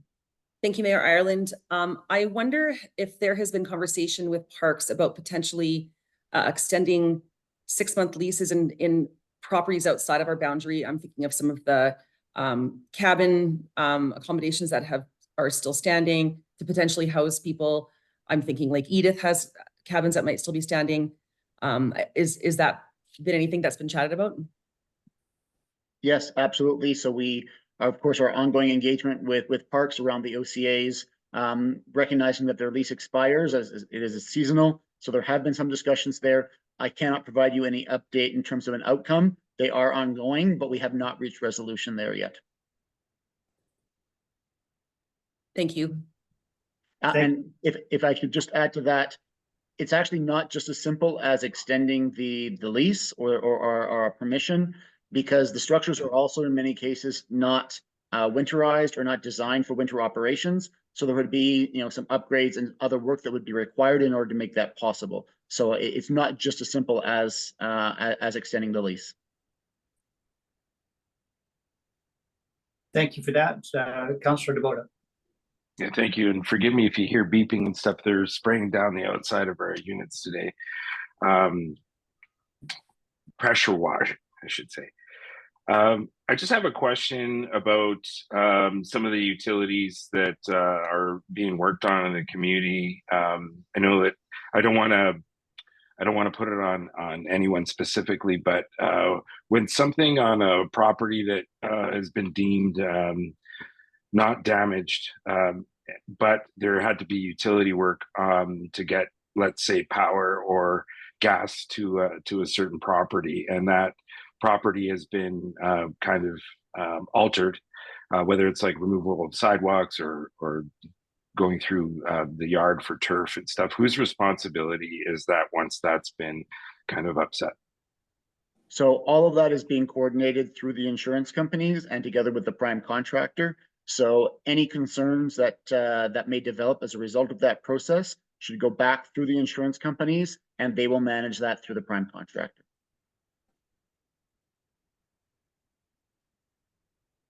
Thank you for that. Thank you. Last call for questions before we release Director Fark to his other duties. I see nothing. Might I have a motion, please? The council received the update from Director Fark as information. Councillor Hall, I will take that as your motion. All those in favor? There are none opposed. That is carried. Again, thank you, Director Fark. We look forward to the next update when it comes. Thank you. That takes us to agenda item 5.3. Before I call on that, is there any councillor that needs any bit of a recess? Otherwise, I am prepared to push us forward. I see no Councillor Melnick. Thank you, Your Worship. I will continue to participate in the discussion on item 5.3, but there will be a moment at about 11:15 your time that I will need to leave. So I will basically wave goodbye, and then I'll rejoin as soon as I can. As I had mentioned to you the other day of an appointment I can't change. Thank you for that reminder. And yes, I will excuse you now when the time comes. Thank you very much, Councillor Melnick. So I will return to agenda item 5.3, Fire Department staffing request. I see that we have Director Nadon and also Chief Conte. So I will turn it first to Director Nadon to present this particular agenda item. Go ahead. Thank you, Your Worship. Can everyone hear me? Good, thank you. It's different to be back. It's good to see you. I've run into a few councillors casually in Hinton, kind of a change of pace, and I'm happy to have seen CAO Given, Director Fark, Rob from the insurance company share some information publicly, and those are all things that we're well aware of. At the Crestwood in Hinton is still where we're working out of. But it's good to see that transition coming into the community. And as Director Fark, my new colleague, indicated, we separated from Parks Canada to an extent through our unified command structure sometime at the beginning of last week, but immediately went into this Joint Recovery Coordination Center, which is another less emergency-based structure, but one that will allow us to work together and ensure that recovery remains coordinated and that resources go to the right place. And I'm quite happy with that structure, and happy to report that I've spent a fair bit of time with Director Fark, and things seem to be well handled and well underway, as you've heard previously. So I'm slowly coming back to some of our departmental matters, and our firefighters, as you know, have done some amazing work during the emergency, and we've continued to hire them. Some of our volunteers on 4 days on, 4 days off rotation to keep providing our level of service in the community. So that entails keeping the highway open, so ensuring that we have rescue services, as well as keeping enough crews in town to ensure that if there's a structure fire, we can respond to that as well. And although our services are listed as complete or resumed in terms of recovery, that is accurate. Although our service is largely provided by either volunteers that we were paying, or fire departments from other communities that we've called upon to come and help us. As you can imagine, our volunteer staffing complement and our paid full-time firefighters as well have been very affected by this incident, both from a response perspective and the mental health and trauma items that ensue, but also same losses as those of us who lost our homes, people lost their jobs. So until we get our community back on its feet and have our volunteers in town and be able to resume our level of service with that staffing complement, and that might change in the future as well. I guess what I'm saying is that we are not in a position to maintain our level of service ourselves. That is why we have Yellowhead County. We're very grateful to my counterpart, Albert Berry from Yellowhead County, and his crews are here for the foreseeable future until we have a better solution, which is what I am pitching to you today. And following large disasters in other communities, this is very common, very standard, to require some help, some temporary help to get things going, and which is largely funded by the disaster recovery program. So this is in direct relation to the emergency we just went through. And you'll see part of the request is for a 6-month term to be extended. And another request is more of a permanent nature, and I'll explain that. So the recommendations before you today on my report are that council approve the establishment of a captain position for the fire department. So we already have one captain position. Kelly Dawson is currently our captain of training and prevention. We are requesting a second captain position to be established for our department. And the second bullet is that council approve the hiring of 10 contract firefighters for a 6-month term to be extended as needed. So the intention there is to supplement our firefighting capacity. Like I explained, our volunteers and our full-time staff are deeply affected by this situation, and we need better coverage. So the intent there would be to have 4 days on, 4 days off kind of schedule. And so that would require 8 positions. So we would plan to hire 8 firefighters and keep 2 of those positions to fill in for holidays, time off, sickness. If you want 8 full-time firefighters, you actually need 10 in that rotation. And we would like to hire some of our local volunteer firefighters to fill in shifts, 28, 40, 24, 48 hours, whatever the case may be. So on a casual contract basis, we would keep 2 of those positions to continue to meaningfully engage our volunteers and keep them involved. And that's not to say that our volunteers couldn't show up for calls and continue responding if they want to do so. The situation is simply that we can't rely on them to provide that service right now based on the outcomes of the emergency. So that those contract firefighters, so not employees. So we would not be looking at any sort of union or full-time staff considerations. So this opportunity would be presented as a contract in a potential post that we would put out if we get approval. And then the captain position, it is required, one, to help supplement the command coverage. So we have our chief, deputy chief, and 1 captain that are currently hired, take turns 4 days at a time to be the command response. So the person who picks up the radio calls, jumps in a pickup truck and goes to scene first. We will need support to add to that rotation, which is currently supplemented by volunteers. So we have 2 volunteer captains as well as 1 volunteer lieutenant. And this new captain position would help with that command coverage. As well, we will need additional supervision for the term firefighters that we are looking to hire. So that captain would play a key role in that. And last but not least, probably the most important part as we go into recovery is we will have a higher need for fire inspections. So with the new builds and the remediation and everything that will be going on from a land use planning development aspect in the community, we do need to bolster our fire inspection services.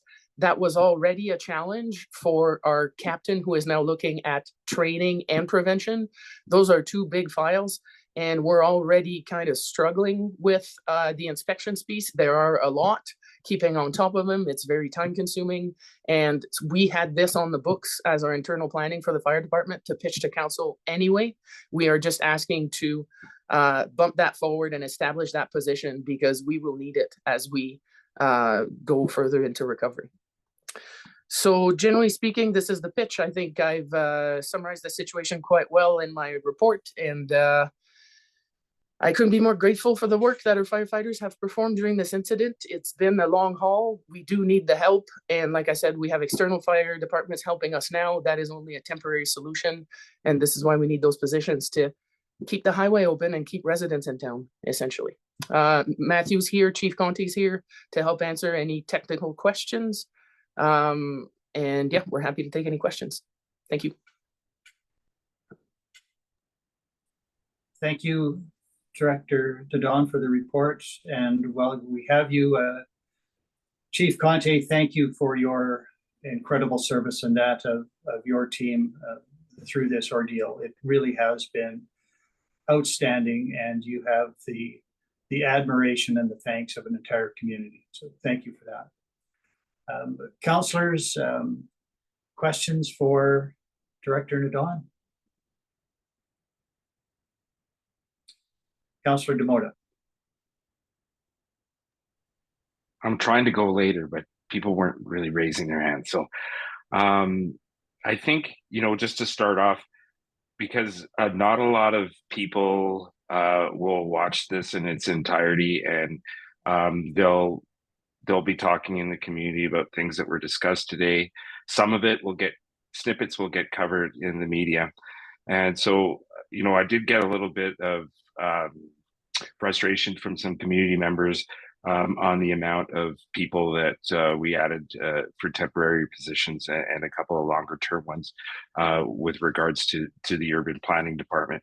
And a lot of that was from misunderstanding. I have a feeling, and I just want to be proactive before we go out there after today's meeting, in understanding, the how this is going to get funded for the first point. And I don't know exactly who to direct that to, maybe Mr. Given. And because I think it was brought up that there's a concern with the amount of houses that have been, offline, that have that taxation revenue. There's a concern in the community that we're not going to be able to sustain more positions. I do have a third question, but I think that I'll start with that and maybe just add any concern that doesn't get addressed in the answer. Thank you, Councillor Demota. Go ahead, Director Nadon. Thank you, Mayor Ireland, through to Councillor Demota. If I can speak specifically to the requests for the fire department, maybe Mr. Given can speak to other aspects. But certainly we've confirmed that the proposed positions as they are in front of you today are eligible for DRP coverage, so disaster recovery program. That is 90% funded by the province and 10% funded by the municipality is the arrangement that is in place there. And like I said, this is something that's happened in other communities post-disaster. So there is a history there, and we have good confidence that those positions will be covered by DRP funding, so largely funded by external sources. In terms of the captain position, we are requesting the establishment of that position in the fire department, so that implies a longer term position. Having that said, it is currently very much in response to the incident that just happened. So we're also confident that we can secure DRP funding for that. However, on an ongoing basis, so likely past a 2-year or a 3-year term, we would be coming to council with that request in our operating budget.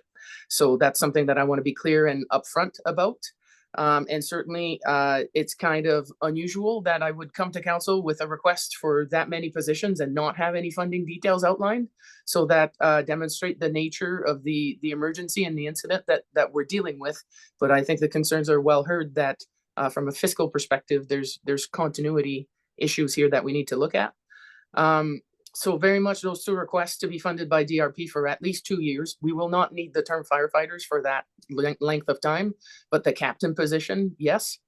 And so how we post those positions and outline the terms of engagement in terms of, is this a term position? Is this a full-time position?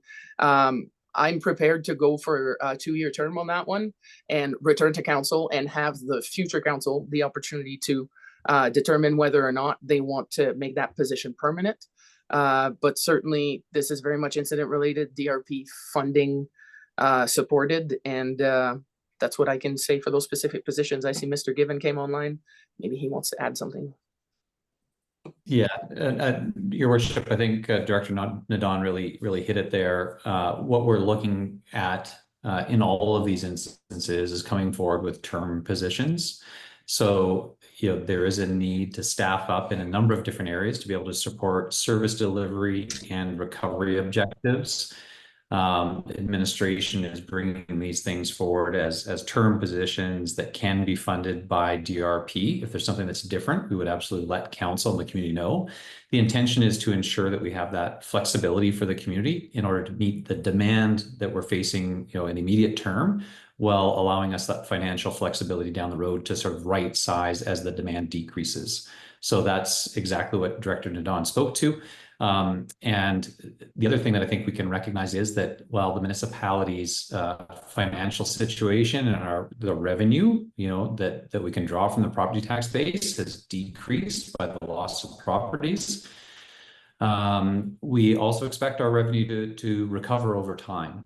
And so, the future council in their future budget cycles will be able to view these positions that, like the captain position, where there may be a continuing need, they'll be able to view that in the context of our recovering tax base. Again, those are decisions that won't happen for a number of years, but that sort of balance and alignment between term positions and that ability to reconsider as we see our revenue grow over time really puts council, I think, in a positive position to be able to make an impact now in the service delivery that we need, while still maintaining that financial flexibility down.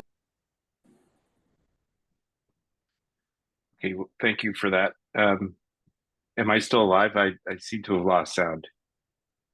We can still hear you. Oh, okay, all right. It just seemed like everyone froze at the same time. Okay, I guess the next part of that question, because there is that 10% that will be the responsibility of the municipality. Having that requisition pool kind of decreased, and does that 10% still get accounted for in the other properties, when we have access to that DRP, or is the bulk of like this interim revenue that's needed going to be on I hate to use the term, but on the responsibility of the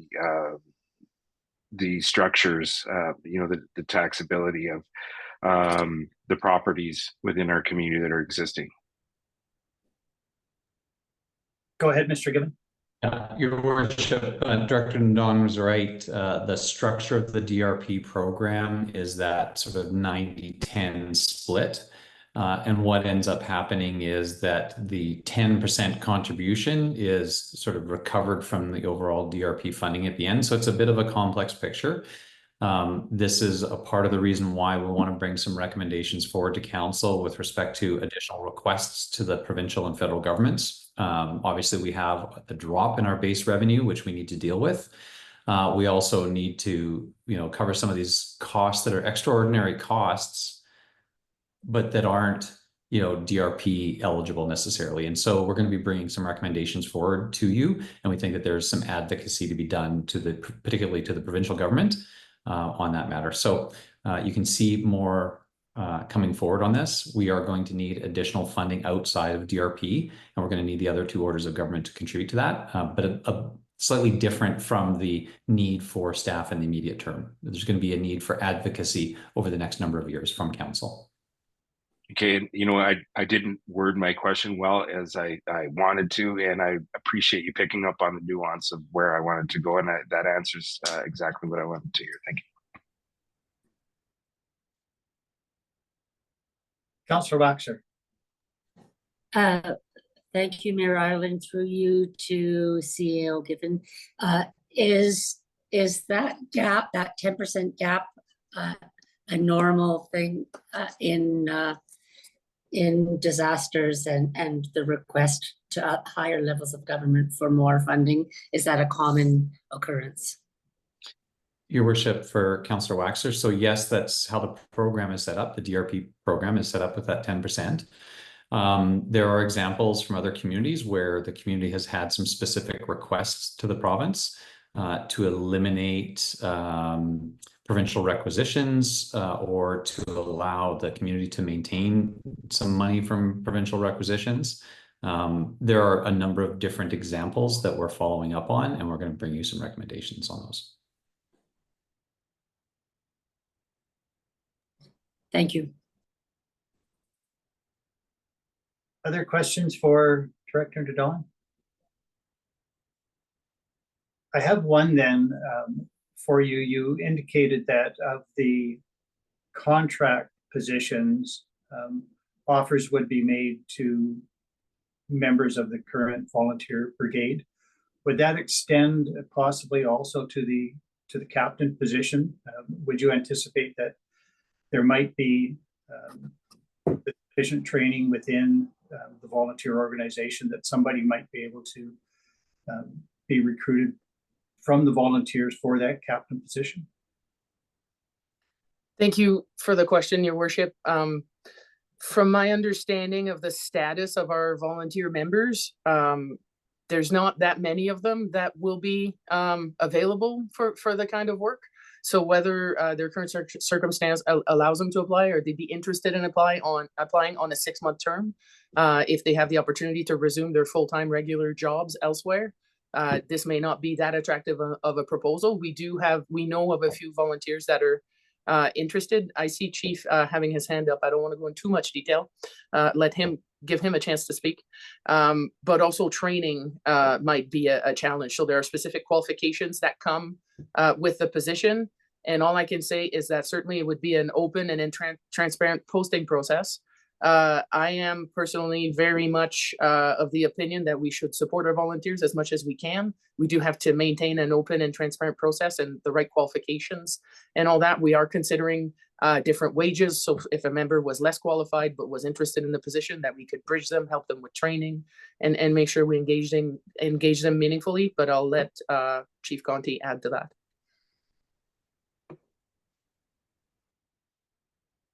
Thank you, Mayor Ireland. Yeah, short term, yes. The posting will be an internal, external. We know we do have several members that have expressed interest in this, should it be the case, especially for those contract term positions. We do have several members that are currently unemployed and looking to be unemployed for the foreseeable future. So obviously we would try and prioritize those members just to kind of keep them working and employed and in the community so we don't lose those numbers. Is kind of the main focus of this, as well as with the response capacity of our department. The captain position, ideally, yes, we would love to hire internally. That would just make things a lot easier. It would still be posted externally, just like the original captain position was, just to test the market and see who's out there and what can come in. We currently don't have a lot of members that are fully certified and trained into that prevention side of things. The inspection program is quite robust with our training requirements through NFPA training, as well as Safety Codes Council training through the province. But ideally, we could, within a year, probably have somebody trained up to those proper standards too, if we decided to select internally. Thank you for that. Appreciate that. Councillor Wilson. Can you speak to your thoughts on how we can house these new staff members if they are coming from out of town? Mayor Ireland, through to Councillor Wilson, there are a few options, including housing them at the station. So we have opportunities to do that within the second floor of the station, and also potentially those would be considered essential workers. And we had these discussions with Director Fark, and they could be housed in the work camp that is going to be relocated to Jasper. So certainly, as Director Fark indicated, not a long-term solution, but certainly a short-term solution. And if we don't have firefighter coverage, we can't have the highway open and we can't have people in town. So they definitely fall under the essential workers category. So between any new form of interim or temporary housing, but also at the station itself, we could provide that housing. And they will be 4 days on, 4 days off. So if they're coming from outside the community, we only need to house them when they're on shift, right? So really housing for 4 is what would be requiring. And if we have local members who already have a place to live, that's a bonus. But certainly the crew that's on duty could either live at the fire hall or in any of the temporary housing situations we're looking at. Go ahead, Councillor Wilson. Sorry, yeah, when you speak to the housing at the fire hall, would that be before or after, or just putting a pause on the project that was slated for the fire hall? I think I'm probably going to start that this fall. Yes, so the renovation at the fire hall was slated to start at the end of September. So I've been in touch with our architect and our general contractor who has already been hired. So we went through an RFP process. We awarded the contract. So we have some legal obligations there. Tentatively, we pushed that date till January. This is a file I have yet to pick up again and determine what we want to do. But Chief and I strongly believe that this project is still required. The idea there was to create additional rooms upstairs, so densify one unit from 2 to 4 bedroom. We need it more now more than ever. But we also have a commitment to our EMS ambulance staff, which we are working closely with and ensuring that we keep them housed and in a good situation as well. Our manager of licensing and enforcement, Mr. Jones, and myself are currently occupying dorms, which was on a temporary basis that we needed to turn that into offices. If we have to turn the dorms back to dorms, we can do that. And we can temporarily be relocated. And anyway, we have options, and certainly housing our firefighters in a decent situation so they can provide the service to the community is priority 1. If I need to work out of a corner somewhere for a while, I'm ready to do that. Thank you for that, Councillor Wilson and Director Nadal. Just with respect to that 10% portion that may fall to the municipality, we have a funding agreement with Parks Canada. You've mentioned a number of times that part of the role of our fire brigade, volunteer or contract firemen, will be response to vehicle issues on the highways, which are out of municipal jurisdiction. Has there yet been an opportunity to reconfigure the funding agreement with Parks Canada, as it was based on volunteer firefighters for the most part doing that highway response, and now it'll be based on contract firefighters? So of the 10%, some portion of that will be shared, it seems to me, by Parks Canada. Has that discussion gone anywhere yet? Thank you for the question, Mayor Ireland. You are correct that our level of service includes portions of the national park, namely for highway response. And I think I came to council earlier this year and announced that we managed to negotiate an additional $100,000 from Parks Canada towards that contract this spring. And certainly, as CAO Given indicated, the funding sources are to be further discussed and advocated with the provincial and the federal government, but also with Parks Canada in this instance. And given that they are essential workers, they would be DRP funding eligible. And how does Parks Canada interact with the DRP funding is also part of that question. So a bit of a complex matter, but certainly a level of service that we can't abandon at this stage. And whether or not we can collect additional funding for Parks Canada, certainly an avenue that we would explore, but not one that we've had a chance to fully assess at this time. We understand the nature of the discussions that are occurring, and that I mentioned that 10%. I don't know that that was clearly understood by council before, and it's generating a lot of questions, which is good. That is the structure of the DRP funding. But certainly my understanding as well from Director Fark is that that 10% sometimes represents a lot of money. And there have been communities that were successful in advocating for further funding from other orders of government. And DRP is a provincial program, but it is very much supported and backed ultimately by the federal government as well. And the reality of our fire service in Jasper is that the Jasper Fire Department is the only fire department in the region. So there's really no alternative. There's no other service provider. There's no other option to keep the highway open. So I'm sure in that sense that the Parks Canada team would support the municipality maintaining the service level. The funding discussion may come at a later time. Thank you for that. Are there any other questions for Director Didon or Chief Conte? If not, is there a councillor prepared to make either both or one of the recommended motions? Councillor Wilson? Yeah, I would make the motion that council approve the establishment of a captain position in the fire department and that council approve the hiring of 10 contract firefighters for a 6-month term to be extended as needed. Thank you for that motion. And for clarity, I think the captain position you confirmed, Director Didon, a 2-year term is what you're proposing? It is. So the motion can be understood in that way. Thank you for that. Does anybody wish to speak to the motion?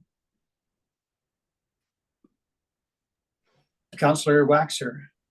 I just wanted to indicate that I very much in support of this motion and that I very much appreciate all that the fire department has done in this last 5-6 weeks. And I think it's a sign of respect to acknowledge the important role that they play.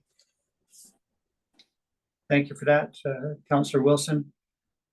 I also wish to speak to the motion. I speak in favor of the motion, but I wanted to speak to some of the concerns raised by Councillor Demota, which have come to him from residents. And firstly, although we have suffered, as we heard earlier from Mr. Dupree, a loss of assessment of about $283 million. And so the remaining 70% of the properties will pick up any additional tax burden, but that 283 million does not represent anywhere close to 30% of our overall assessment, which is 2.3 billion. And so whatever I think relatively small increase in tax burden might result from this, after we deal with the division of the 10% and the opportunity to apply even for recovery of that.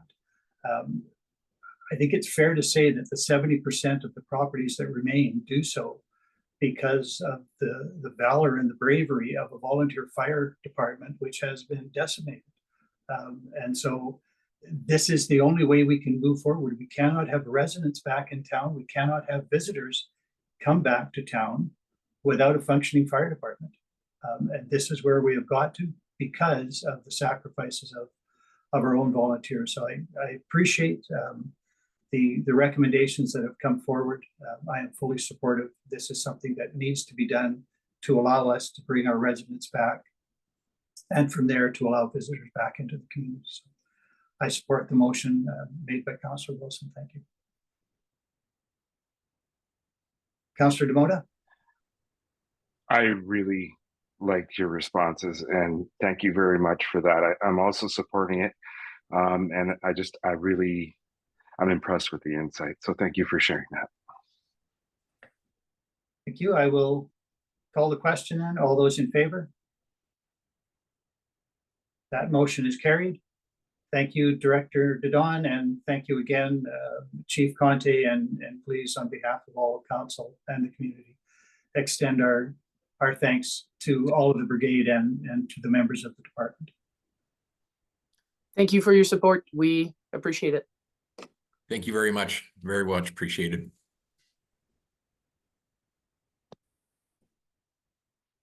that takes us to agenda item 5.4, Climate Change Adaptation Action Plan Development Update. Mr. Given, I will look first to you to see who is presenting that.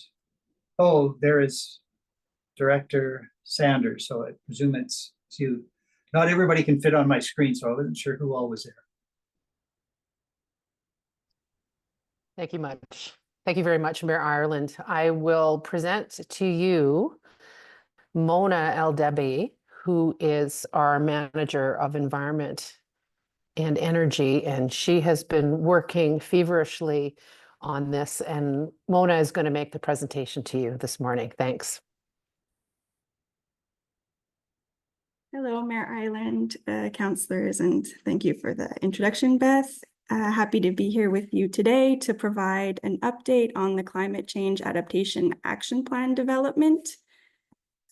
So before you see the recommendation is that Council direct administration to proceed with developing a 5-year climate change adaptation action plan with internal resources and present the plan at a future committee of the whole meeting in spring 2025. And so a little background on that. In March of 2023, the municipality selected the Resilience Institute as the lead contractor to produce a climate risk assessment report. So that report did not include the action or implementation planning part of this project. And then after they presented their climate risk assessment report in February 2024, Committee of the Whole received the report for information and directed administration to return to a future committee meeting with recommendations on developing the Climate Change Adaptation Action Plan. So for general knowledge, this type of climate change adaptation action plan aims to enhance a municipality's resilience to changing climate conditions and enables a community to better adapt, manage, prepare for climate risks. So in partnership with the Resilience Institute, Associated Engineering, who conducted a part of the report, recommended that the municipality develop the action plan specifically targeting the highest risks as identified in their assessment. Obviously a little bit of a sore subject. So those highest risks were wildfires, extreme heat, freezing rain, and glacial recession. And those would impact 4 systems that are the built system, natural system, social, and economic systems. So administration has weighed the benefits of advancing the next steps in developing this action plan internally versus externally, and believe that administration can internally develop this 5-year plan within 6 months, as opposed to 1 year if we go the route of external consultants. So in the report, there is a table that outlines some pros and cons of doing it internally and externally.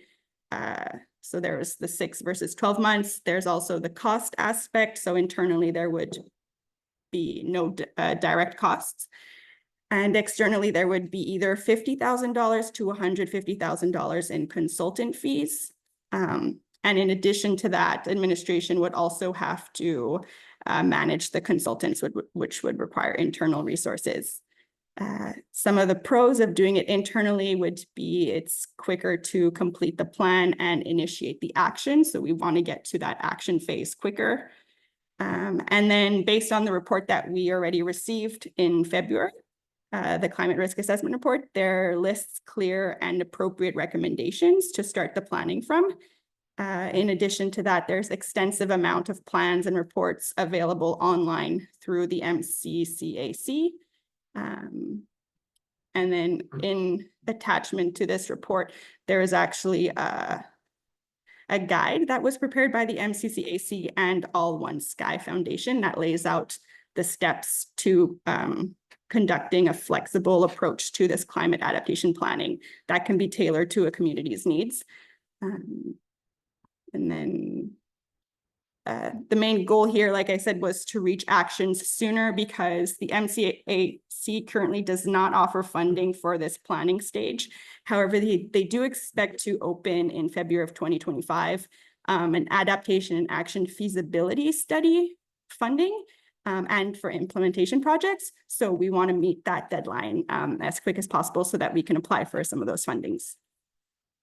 So that's the summary of the report. If Beth or has anything to add, otherwise I'm happy to take questions. I have nothing to add. All right, thank you, Director Sanders, and thank you, Mona. Questions from councillors?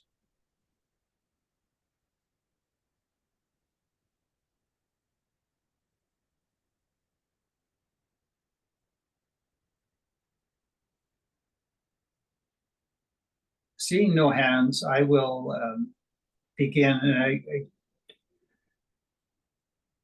you indicated that this would be without cost if done internally, but it seems to me there is always at least an opportunity cost.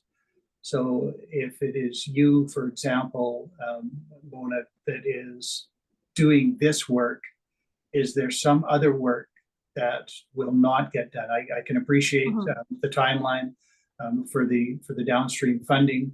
So this will take all of your focus, but does that mean that your focus cannot be directed elsewhere to something else that we would benefit from? Yeah, so happy to answer that. In the pro and con table, the main and only con indicated for doing it internally was staff constraints and competing priorities. So if this is a municipal priority, I'd be happy to work on it and get it done within the 6 months, in addition to completing some of the other initiatives we have going on.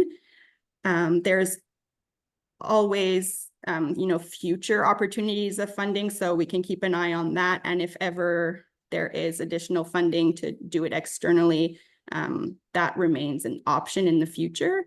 But based on the report that we currently have and the examples available online, I'd be happy to get it done for the municipality. But like you did say, that is internal resources that we would be applying to accomplish this. Okay. Thank you for that. Director Sanders?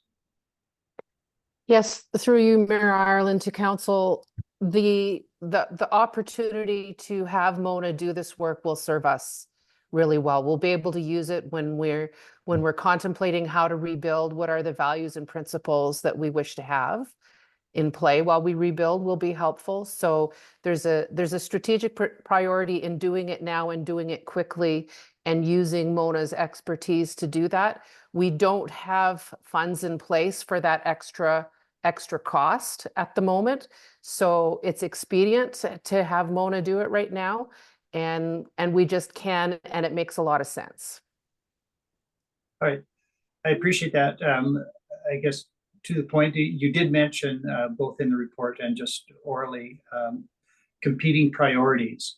So is there a priority that gets moved down so that we can take advantage of this priority? At the moment, no.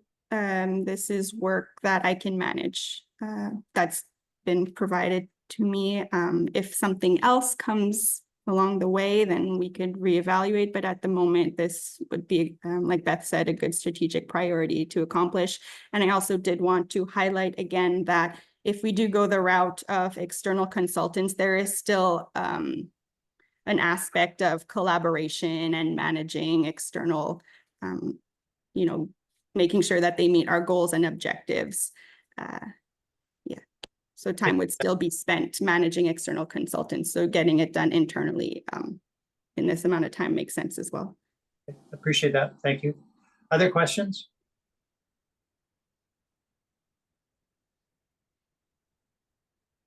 I see no hands. I would invite then a motion.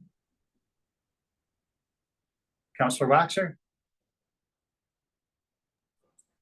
I would make the motion that council direct administration to proceed with developing a 5-year climate change adaptation action plan with internal resources and present the plan at a future committee of the whole meeting in spring of 2025. Thank you for that motion. Is there any debate, or does anybody wish to speak to the motion? I will then call the question. All those in favor? There are none opposed. That is carried. Thank you very much for that presentation, and we look forward to the report, I hope, early in the spring of 2025. That takes us, I think, through the business portion of the agenda to agenda item 6, notices of motion, of which there are none. So agenda item 7, motion action list. Director, or pardon me, CAO Given, did you wish to speak to that? Your worship, I don't think there's any items that we need to speak to. Sorry, I changed my mind. Actually, there are a couple. The climate adaptation action plan was just delivered, and so suggestion would be that that one could come off of the list today. The transit capital projects, so council knows we have closed the RFP that council knows that was out for the buses. We'll be coming forward to council with recommendations on that. I would imagine for next week. All of the other items, I believe, the status is correct and updated. So just that adjustment of removing the climate change adaptation action plan, and then that acknowledgement that we expect to come forward next week with items on the transit capital. Thank you for that.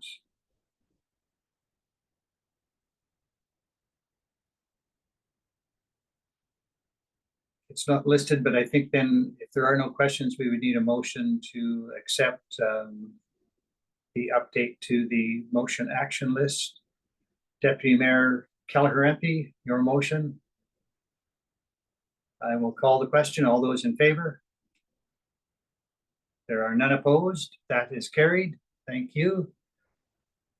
Agenda item 8, council reports. Are there any reports for council?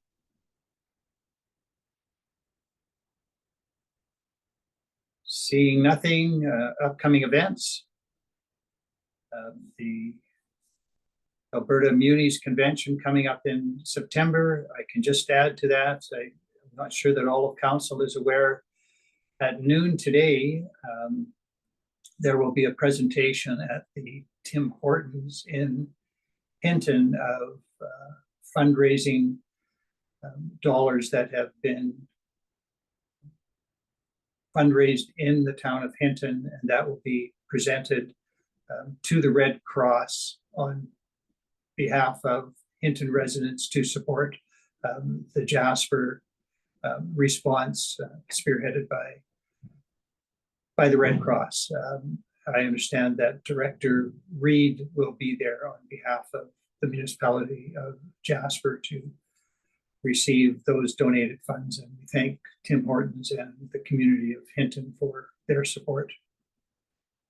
Also upcoming, not so much an event, but there is a meeting this afternoon of the Jasper Partnership Initiative, an opportunity to get together with industry leaders in our tourism-based community to discuss what reopening of our economy might look like. Are there any other events coming up of which council should be made aware? Deputy Mayor Kelleher MP. Thank you, Mayor Ireland. I was in Hinton yesterday, and I was at Friesen Brothers IGA yesterday morning, and the lady there told me that they had raised over 100,000 and that they're planning to come to Jasper on Friday to present. I don't have any other details. Thank you for that, and our thanks to Friesen Brothers. Yeah, that was that money was raised for the Jasper Volunteer Fire Brigade. All right, that takes us to agenda item 10, which is an in-camera matter Mr. Given, I'm going to assume that coming from that, there will be nothing that will be discussed publicly, so that when we come back into open session, it will be simply to adjourn our meeting. I see you nodding. So for those who have been watching, following proceedings on our Zoom platform, I thank you for your attendance. I trust that it has been informative and useful for you. I will advise that I am going to entertain a motion momentarily to move in camera. That will be closed session, and when we come out, we will simply adjourn, so there will be no need for you to link in further. I wish you all a productive day. And remember to be kind to humankind, and be kind to each other and kind to yourselves. Might I have a motion, please, that council move in camera at, not sure what time of day it is, but Councillor Demota, motion to move in camera. All those in favor? There are none opposed. We shall move in camera. I think there is a separate link for that for councillors and administration. So let's take a quick break and resume in about 10 minutes. Sounds good. Thanks. Have a great week, everybody.